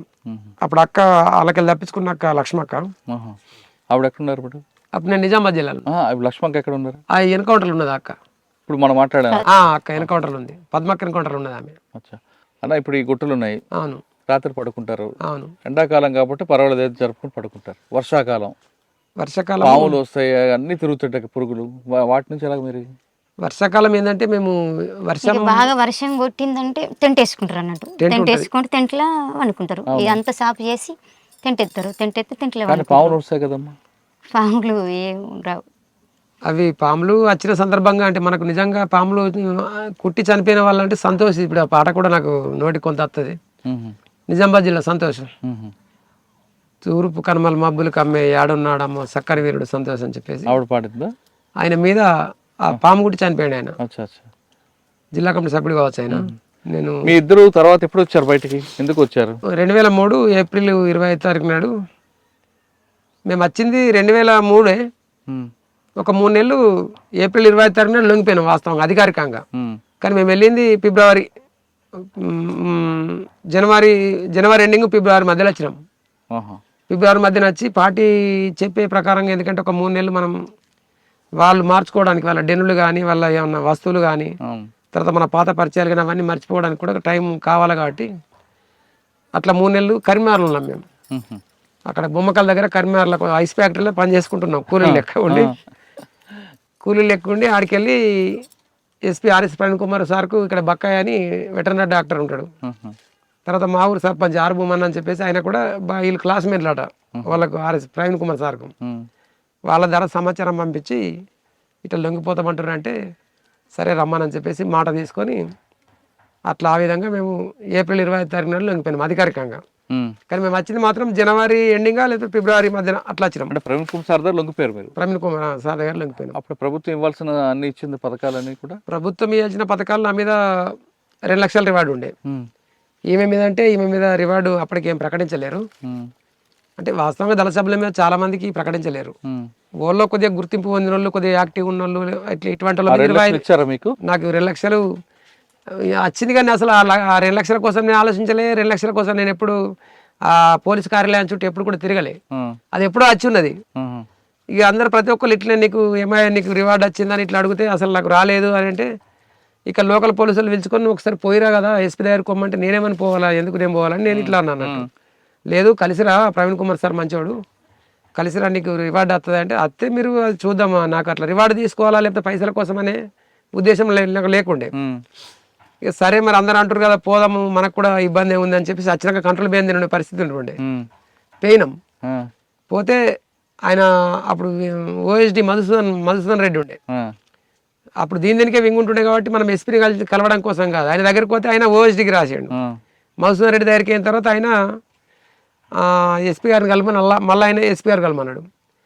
ఇక ఎస్పీ గారి దగ్గరికి పోయిన తర్వాత ఆయన సరే నేను చెక్ చేస్తాను అని చెప్పేసి అందరు లైన్ పట్టారు. అక్కడ ఏది సమస్యలు ఉన్న వాళ్ళందరూ ఎస్పీ గారిని కలవడం కోసం లైన్ పట్టారు. లైన్ పట్టిన తర్వాత సరే ఒక దరఖాస్తు అయితే ఇద్దామని దరఖాస్తు ఇచ్చిన నేను. దరఖాస్తు ఇచ్చి బయటకు వచ్చిన తర్వాత మళ్ళీ ఒక కానిస్టేబుల్ పంపించి ఆయన రమ్మనని ఆయన ఇటు గేట్ దాడుతున్నా మళ్ళీ నన్ను పిలుచుకపోయిన తర్వాత చెక్ ఇచ్చారు. చెక్ ఇచ్చిన తర్వాత చెక్ మనం ఆ డేట్ అవన్నీ మనం ఎందుకు ఇస్తాం, కొండపోయి ఆ బ్యాంకులో వేసినాం. బ్యాంకులో అయితే అది 1 year అయిపోయింది. అప్పటికి చెక్ వచ్చి 1 year అయిపోయింది, అది వాలిడేట్ అయిపోయింది. ఆ చెక్ చెల్లుబాటు కాదు ఇదని మళ్ళీ బ్యాంకు వాళ్ళు తిరిగి పంపించారు. పంపించిన తర్వాత ఇట్లా చెల్లదట అని చెప్పేసి అన్న తర్వాత మళ్ళా ఓఎస్డి ఒక లెటర్ రాసి అది ప్రధాన కార్యాలయం హైదరాబాద్ పోవాలా మీరు అని చెప్పేసి ఒక కానిస్టేబుల్ ఇచ్చి మళ్ళీ నాకు మళ్ళీ కవర్ పంపి నన్ను తీసుకుపోయారు. ప్రధాన కార్యాలయం అక్కడ హైదరాబాద్ పోయినాక మళ్ళీ ఆయన దాన్ని చెక్ మీద మళ్ళీ దాన్ని రెన్యువల్ చేసినట్టు అది ఏందో కానీ మళ్ళీ దాన్ని చెక్ పాస్ అయ్యేటట్టు చేసారు.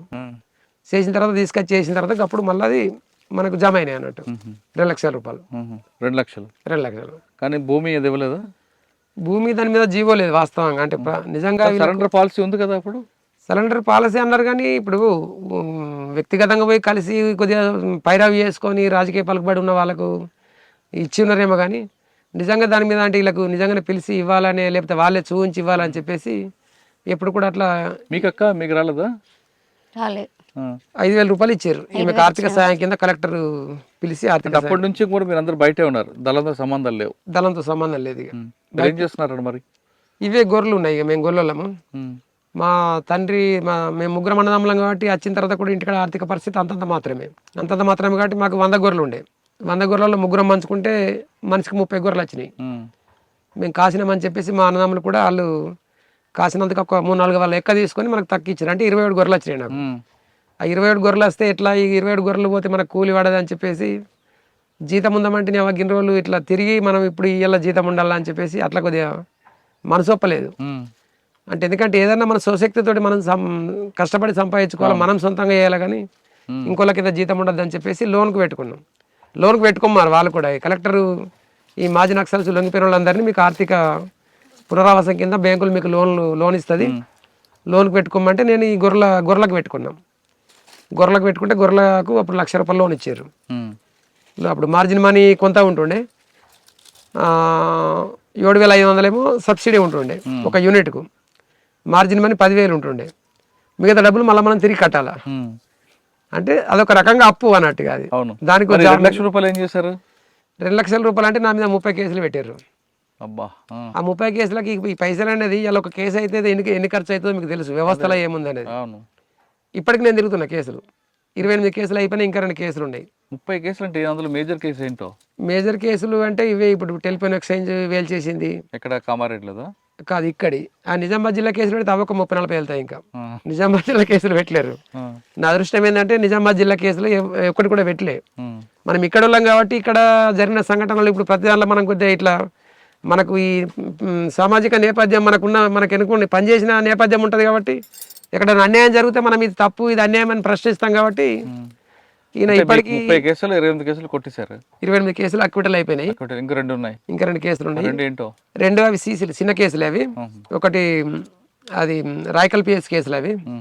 ఒకటేమో టెలిఫోన్ ఎక్స్చేంజ్ వస్తాపూర్ దగ్గర టెలిఫోన్ ఎక్స్చేంజ్ వేల్చింది ఒకటి ఉన్నది. ఇంకొకటేమో మన భారతపు రాజయ్య అని చెప్పేసి కటకాపూర్, ఆయన కొట్టినాం. ఆయన ఒక పెత్తందారిగా ఉంటుండే పోలీస్ స్టేషన్లకు పైరవులు పంచాలు పట్టుకపోవడం, ఇక లేనోళ్ళ ఇప్పుడు పంచాలు పట్టుకపోయిన డబ్బులు తీసుకునే ఇటువంటిది ఉంటుంది కాబట్టి ఆయన కొడదామని చెప్పేసి దళం నిర్ణయించుకొని నేను అప్పుడు ఎల్ చేసుకోమంటారు ఉన్నప్పుడు కొట్టిన కేసు అది ఒకటి. ఇవి 2 కేసులు పెండింగ్ ఉన్నాయి. 30 కేసులలో ఇక ఇది ఎక్స్చేంజ్ అదే కాల్పులు జరిగిన కేసులు ఉన్నాయి, చంపేసిన కేసులు ఉన్నాయి, కొట్టిన కేసులు ఉన్నాయి. అక్క మీద ఏం కేసులు లేవా? అక్క మీద కేసులు లేవు. ఇంకా అదృష్టం. అన్న మీరు పార్టీ వేలో పాట కోసం చూసి వాళ్ళతో చేయాలని వెళ్ళారు కదా? అవును, వెళ్ళారు, పని చేశారు. అప్పుడు పార్టీ నిర్ణయం మేరకు కొన్ని సంఘటనలు జరిగాయి. అవును. ఇప్పుడు బయటకు వచ్చిన తర్వాత సమాజం చూస్తే ఏమనిపిస్తుందండి? సమాజం చూస్తే ఇప్పటికీ ఒక బాధ ఏమనిపిస్తుంది అంటే ఈ వ్యవస్థ అంతా ఇదంతా బూర్జా వ్యవస్థ, ఇదంతా తప్పు, అదే మంచిగా అనిపిస్తుంది. అంటే 4 రోజులు బతికినా 100 రోజులు బతికినా ఎన్ని రోజులు బతికినా ఎన్నడో ఒకరు చనిపోవడే.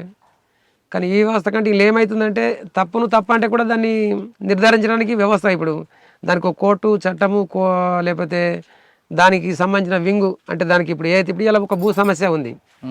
భూ సమస్య ఉందంటే ఆ భూ సమస్య పరిష్కారం కావాలంటే 4 పెద్ద మనుషుల దగ్గరికి పోవాలి. 4 పెద్ద మనుషుల దగ్గరికి పోతే 4 పెద్ద మనుషులు ఆర్థికంగా అర్ధబలం అంగబలం ఉన్న వైపే మాట్లాడే పరిస్థితి ఉంటుంది. దాన్ని నిర్ధారించి ఇది భూమి నాకు ఇక్కడికి వస్తుంది అంటే నువ్వేమంటే సర్వేయర్ కట్టమంటారు. సర్వేయర్ కడితే 4 ఏళ్ళు కాదు 10 ఏళ్ళు అయినా సర్వేయర్ రాడు, మనకు న్యాయం జరగదు. అప్పుడున్న పరిస్థితులు ఏంటంటే ఒక లెటర్ రాస్తే నిజంగా అంటే జెన్యున్గా ఉన్నదానికే రాసేది వాస్తవంగా. ఇప్పుడు తప్పైనా మనం ఒప్పని లేకపోతే తప్పు చేసిన వాళ్ళని మనం చేసుకొని రాసే పరిస్థితి ఉండకపోవు. అందుకే ఏమనిపిస్తుంది అంటే ఇవాళ మనం అప్పుడున్న మూమెంట్ అప్పుడున్న వ్యవస్థనే కరెక్టు, కానీ ఇవాళ ఇప్పుడున్న పరిస్థితుల్లో సాధ్యమవుతుంది అంటే ఇలా సాధ్యం కాని పరిస్థితి. ఈ సెల్ ఫోన్ అనే ఒక వ్యవస్థ వచ్చింది కాబట్టి దీంతో ఇబ్బంది అవుతుంది. కానీ అప్పుడున్న వ్యవస్థనే మంచిది అనేది నాకు ఇప్పటికున్న బలంగా ఉన్న నమ్మకం. వ్యవస్థ మారుతుంది. అవును, ప్రజలు కూడా కాలానికి అనుగుణంగా మారిపోతున్నారు. మీరు అంటే సెల్ ఫోన్కి ఎక్కువగా అంకితం అవుతున్నారు. అవునవును. కానీ బుల్లెట్ ద్వారానే సాధించవచ్చు అని మీరు నమ్ముతారు, బ్యాలెట్ ద్వారా సాధించచ్చు రాజ్యం చెప్తుంటారు. అవును, కానీ బ్యాలెట్ మంచిది అంటారు, బుల్లెట్ మంచిది అంటారు. ఇప్పుడు అంటే ప్రజాస్వామ్యబద్ధంగా బ్యాలెట్ మంచిది కదా? ప్రజాస్వామ్యబద్ధంగా బ్యాలెటే మంచిది.